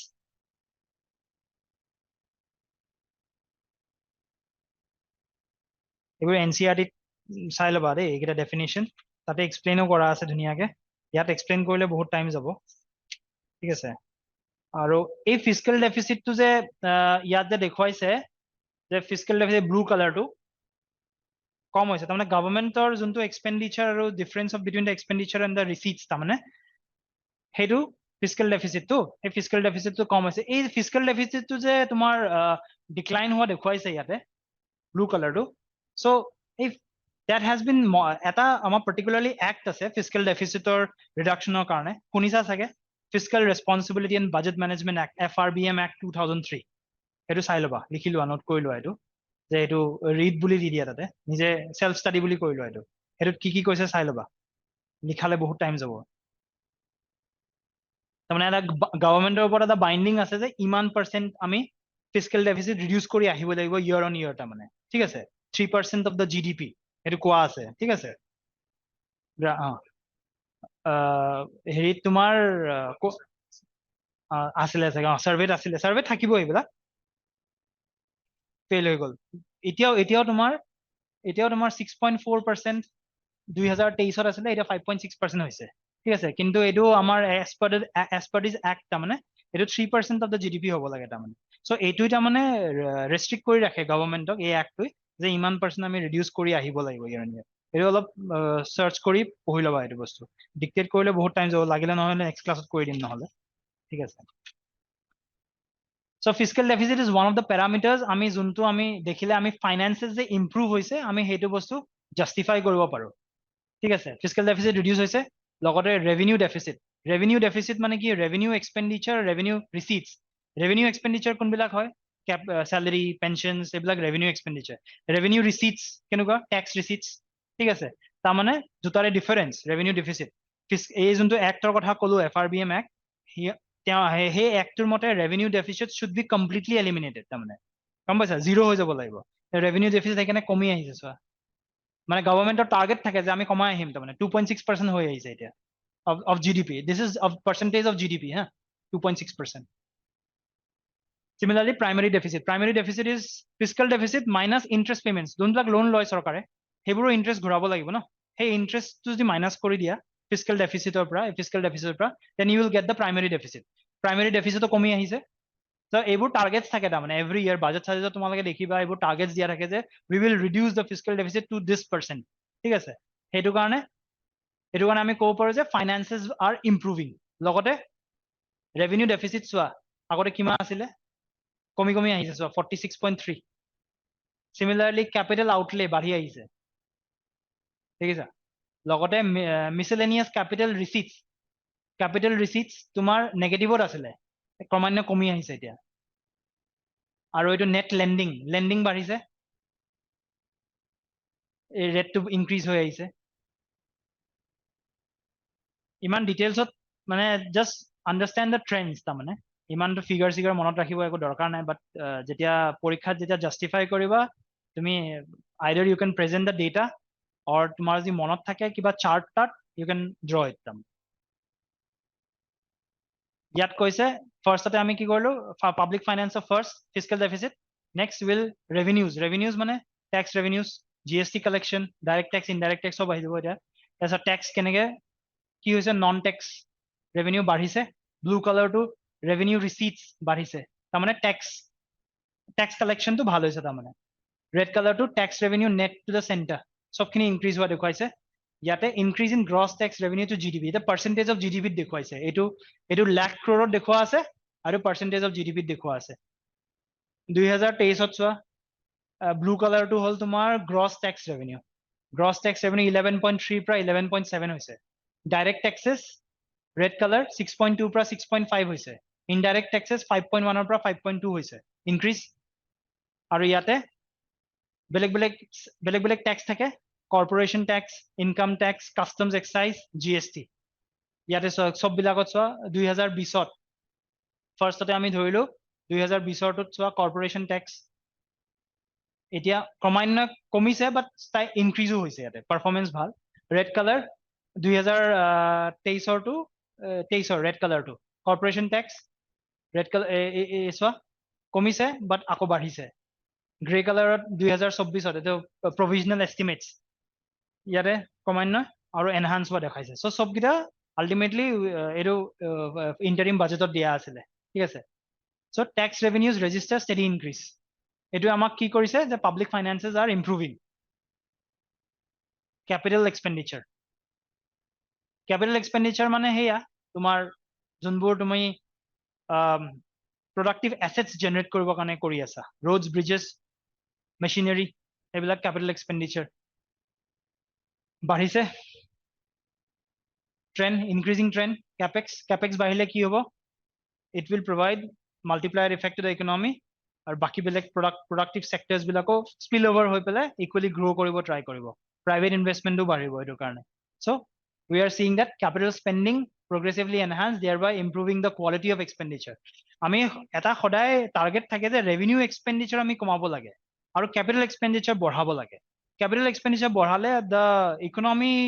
গ্ৰোথটো আমাৰ ৰোবাস্ট হয় বেলেগ সেক্টৰছত ইম্প্যাক্ট কৰে ঠিক আছে 1% of GDP তুমি যদি ইনভেস্ট কৰা in capital expenditure it will give you returns of more than 1% গম পাইছা আউটপুট বাট যদি রেভিনিউ এক্সপেন্ডিচার কৰা it's not certain তাৰমানে revenue expenditure salary বঢ়াইছা pension দিছা তুমি ultimately তুমি consumption বাঢ়িব না নাবাঢ়িব হেতু তোমাৰ হেৰি নাই ন গ্যাৰান্টি নাই ন একো সো এখানে capital expenditure is considered to be quality expenditure revenue expenditure remains restrained এটো কৈছে revenue expenditure financial year is lower by 60 point হেয়া revenue expenditure কমাইছে ট্রাই কৰে কমাবৰ কাৰণে গম পাইছা এটো এটা ভাল সাইন এতিয়া আমি স্টেট গভৰ্নমেন্ট ফাইনান্সেস আহিম স্টেট গভৰ্নমেন্ট ফাইনান্সেসত চোৱা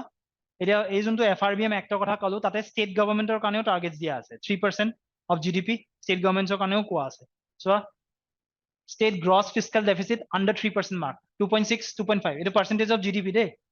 চোৱা 3.9% আছিল 2021ত immediately after the COVID spending বঢ়াইছিল এটো কাৰণে বাঢ়ি গৈছিল ক্ৰমান্বয়ে কমি আহিলে 2.8%ত আছে এতিয়া ক্ৰমান্বয়ে capital expenditure of the states centrally to invest koriboi capex states o koribo no states or so বাঢ়িছে 2.6% of the GDP ত আছে It's a good sign tamane. So for 23 states whose preliminary audited estimates were published by the CAG, fiscal deficit as a percentage of GDP came down in at 2.8% as against the budgeted 3%. Budget amar target rakhisile iman, but it tomar 2.8% of heri hol. Fiscal deficit could be restricted tamane. Fiscal deficit koma mane bhal kotha, capex badha mane bhal kotha. Similarly, states or debt burden mane loans যোনবিলাক লোৱা হৈছিলে বা হেৰি হৈছিলে এই date বাৰ্ডেনটো 21ত চোৱা after the covid 30.2%. Outstanding liabilities of 23 states কিমান আছিলে loans লৈছিলে because spending বঢ়াব লাগে বাৰ্ডেনটো কমি আহিছে কমাই নাই চোৱা 27.5% হ'ল. So these are the trends. এইবোৰ পৰীক্ষাত তোমালোকৰ যদি কিছুমান আনসাৰত মনত থাকে you can just 2-3 বছৰত তোমালোকে দেখাই দিব পাৰা just ইয়াৰ পৰা এনেকে চাৰ্টটো আঁকিবা আঁকি পেলাই এনেকে দেখুৱাই দিবা যে these are the trends. আনসাৰত তোমালোকৰ এনৰিচ হৈ যাব লগতে সোৰ্সটো লিখি দিবা economic survey. The general government debt to কথা কলোৱে এইটো state government's debt আছিলে আৰু the general government debt is calculated as the debt to GDP ratio. Yada debt to GDP ratio increased slightly in financial year 24 because monetary tightening led to spike in the interest rates while decline the monetary policy karone ki hoisile RBI jete interest rate borai lending to অলপ costly হৈ যায় costly হৈ যোৱা কাৰণে government to ultimately market or পৰাই borrow কৰিব so government ৰ কাৰণেও borrowing to costly হৈ যায় so এটো কাৰণে debt to অলপ বাঢ়িছিলে debt to GDP ratio increased slightly while decline in the inflationary pressures resulting in lower than budgeted nominal GDP. Slightly hetu karone monetary tightening kora karone there was a spike in the interest rates and that led to a slight increase in the debt to GDP ratio but ami try koru je debt to GDP ratio কমাবলৈ ঠিক আছে FRBM Act ত কোৱাও আছে যে 60% হ'ব লাগে debt to GDP ratio 40% for the center 20% for the states. UPSC 3 statement based question খুদিছে prelims 2018 এটোৰ ওপৰতে এনকে সিং কমিটিৰ এটা হেয়াও আছিলে মানে ৰিভিউ কমিটি এটা বহাইছিলে চৰকাৰে ঠিক আছে তাৰপিছত ইনফ্লেশন মডাৰেট হৈছে বুলি কৈছে ইকনমিক সাৰ্ভে কিহৰ কাৰণে government undertook measures like open market sales এইবিলাক বস্তু নহয় এইবিলাক অলপ ডেফিনেশনছ বোৰ তোমালোকে নিজে এবাৰ পঢ়ি লবা ওপেন মাৰ্কেট সেলস মানে কি হয় ৰিটেইলিং আৰু তোমাৰ এই লিকুইফাইড পেট্ৰলিয়াম সিলিন্ডাৰ্স বিলাকৰ দাম কমাইছে সেইবিলাকৰ ৰেট কাট হৈছে পেট্ৰল এণ্ড ডিজেল প্ৰাইচেছ এইটো কাৰণে কি হৈছে ইনফ্লেশনৰ ইম্প্যাক্টটো স্লাইড কমিছে তাৰমানে মডাৰেশন ইন ইনফ্লেশনাৰী প্ৰেছাৰ আৰু financial system resilient RBI prompt regulatory actions লয় যেনেকে NPA ৰিডিউস হৈছে NPA মই অলপ আগতে NPA কথা কৈছো a gross NPA has reduced in March 2024 to 2.8% a 12-year low হৈছে NPA according to the latest financial services report. NPA reduce হৈছে তাৰমানে বেংকৰ burdens বোৰ কমি গৈছে হয় না হেতু এটা financial system remains resilient. এগিটা তোমাৰ কি হয় আমি অলৰেডি কৈছোৱে যে আমি কেনেকে সাপোৰ্ট কৰিম যে ৰেজিলিয়েন্ট macroeconomic stability আমাৰ হৈ আছে ইকনমিখনত আমি এনেকে সাপোৰ্ট কৰিম তাৰমানে these are the factors financial system resilient কিয় হৈছে these are the factors আমি দেখিছো কি বস্তু দেখিছো gross NPA reduce হৈছে capital to risk weighted ratio এটো UPSC to খুদিছে capital to risk weighted ratio কি হয় তা ব্যাংকে যে লোন দিয়ে বেলেগ সেক্টৰছৰ কাৰণে যোনবিলাক তোমাৰ ৰিস্কি সেক্টৰছ হয় ন সিহঁতৰ এই ৰিস্ক ফেক্টৰটো বেছি থাকে তাৰমানে সিহঁতৰ এটা RBI এটা ক্যালকুলেট কৰে যে যোনবিলাক ৰিস্কি হয় সেইবিলাকৰ কাৰণে পাৰ্সেন্টেজটো স্লাইটলি বঢ়াই দিয়ে ঠিক আছে আৰু কিছুমান যোনবিলাক মানে ধৰা expected to get back the loan তাৰমানে সেইবিলাক সেক্টৰছৰ কাৰণে অলপ মাৰ্জিনাল ৰাখে তাৰমানে so capital to risk decline margin তাৰমানে কি হৈছে ৰিস্ক ফেক্টৰ এটো ডিক্লাইন হৈছে তাৰমানে ৰিস্কটো কমিছে তাৰমানে হেতু কাৰণে হেতু ফাইনান্সিয়েল সিস্টেম ৰিমেইনছ ৰেজিলিয়েন্ট এইবোৰ ডেফিনেশন খুব ইম্পৰ্টেন্ট তোমালোকে এতিয়া স্লাইডখনত যেতিয়া পঢ়িবা ন এইবোৰ ডেফিনেশন বেলেগকে লিখি লবা তাৰমানে এইবোৰ কি হয় তাৰমানে বুকছত পটকে নাপাবা সব বুকছত নাথাকে just Google it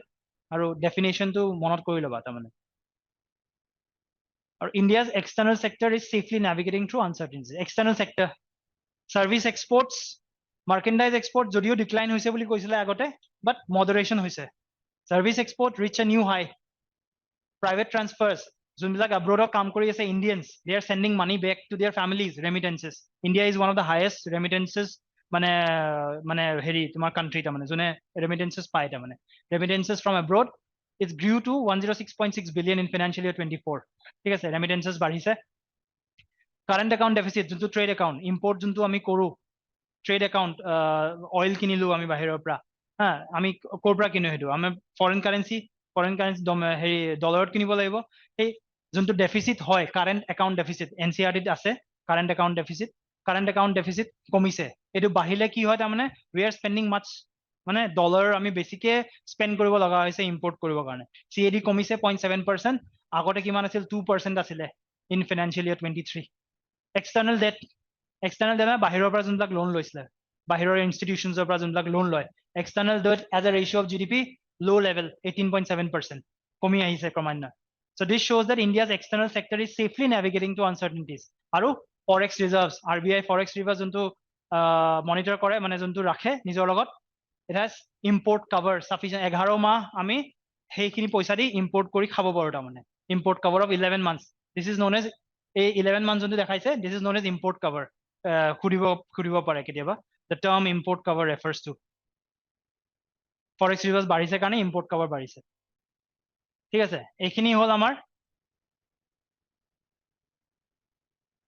the stable economy যে হৈছে এইকেইটা factors we will substantiate this these are the factors which shows that macroeconomic stability আমাৰ আছে তাৰমানে ইণ্ডিয়ান ইকনমিখনত এতিয়া নেক্সট ইনক্লুসিভ গ্ৰোথৰ কাৰণে গভৰ্ণমেণ্টে বহুত স্কিমছ লঞ্চ কৰিছে schemes are important for the prelims perspective আৰু মেইনছত এনসাৰ ৰাইটিঙত তোমালোকে এক্সাম্পলছত দিব পাৰা এইবিলাক যিহেতু ইকনমিক সাৰ্ভেত আহিছে সেইকাৰণে কুৱেশ্যনছ অহাৰ চান্সেছ বেছি থাকে এইবিলাকৰ পৰা এইবোৰ স্কিমছ ভালকে তোমালোকে পিআইবি চিআইবিৰ পৰা প্ৰিপেয়াৰ কৰি ল'বা উইথ ডিটেইলছত চাই ল'বা উজ্জ্বলা স্কিম জানা এলপিজি স্বচ্ছ ভাৰত মিছন জনধন যোজনা ইয়াত দেখুৱাইছে কিমান কিমান ক্ৰ'ৰ মানুহ কোনটো ইয়াত জল জীৱন মিছনত 11.6 ক্ৰ'ৰ স্বচ্ছ ভাৰতত 11.7 উজ্জ্বলা 10.3 আয়ুষ্মান ভাৰতত 6.9 ক্ৰ'ৰ বেনিফিচিয়াৰিজ তাৰমানে এইবিলাক আৱাস যোজনা 2.6 পাক্কা হাউচেছ বিল এইবোৰ ভেৰিয়াছ পিআইবি ৰিলিজৰ পৰা সিহঁতে তাত দি দিছে এছপাৰেশ্যনেল ডিষ্ট্ৰিক্টছ নীতি আয়োগৰ এছপাৰেশ্যনেল ব্লকছ নীতি আয়োগৰ vibrant village programme very much in news Viksit Bharat সংকল্প যাত্ৰা 2047 we India needs to become a developed country so schemes বোৰ ভালকে তোমালোকে হেৰি কৰি ল'বা প্ৰিপেয়াৰ কৰি ল'বা তাৰমানে আৰু ইকনমিক সাৰ্ভে যোনবোৰ স্কিমছ আহে মানে there are high chances যে পৰীক্ষাত কৰিব গম পাইছা আৰু শ্লাইডখনৰ পৰা these are some of the questions already discussed কৰিলো what are the key factors that contribute to India's economic resilience we have discussed what are the parameters that give macroeconomic stability to Indian economy substantiate তোমালোকে try কৰিবা লিখিবৰ কাৰণে আৰু সাবস্টেনশিয়েট কেনেকৈ কৰা তোমালোকে নিজৰ ৱেত সাবস্টেনশিয়েট কৰিব ট্ৰাই কৰিবা আৰু এইটো কোৱেশ্চন চাবা increase in government expenditure particularly capital expenditure leads to crowding in of private investment do you agree substantiate your views বুজি পাইছা কনসেপ্টটো কেনেকৈ তোমালোকে সাবস্টেনশিয়েট কৰা এগ্ৰি কৰিবা এগ্ৰি আৰ্গুমেন্ট যোনটো দিবা আৰ্গুমেন্টৰ লগত you have to substantiate it it can be a report it can be some figures from the economic survey 5-6 point যেনেকুৱাকে হয় এইবোৰ এনেকুৱা কোৱেশ্চন ইউপিএসসি আহে আৰু এপিএসসিও এনেকুৱা কোৱেশ্চন দিয়া ষ্টাৰ্ট কৰিছে প্ৰবেবলি এইবাৰ মেইনছতো মানে ফান্ডামেন্টালছৰ ওপৰত কোৱেশ্চন খুদিছে তাৰমানে ঠিক আছে so this is all about the first chapter and the introductory class স্লাইডখন তোমালোকক দি দিম ঠিক আছে কিবা ডাউট আছে এনে মই আজি ভাবিছিলো FRBM Act টো অলপমান লিখাই দিম বুলি কিন্তু এইটো টাইম লাগিব অলৰেডি 2 hours হৈ গ'ল নহলে নেক্সট ক্লাছত কৰাই দিম এইটো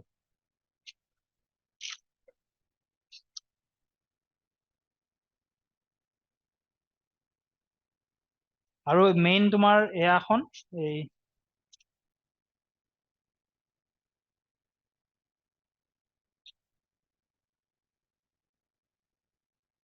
এইখন survey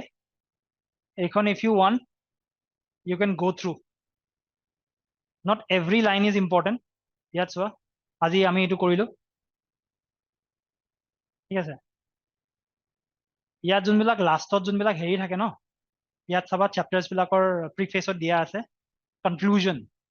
conclusions and outlook conclusions and way forward these things are important from the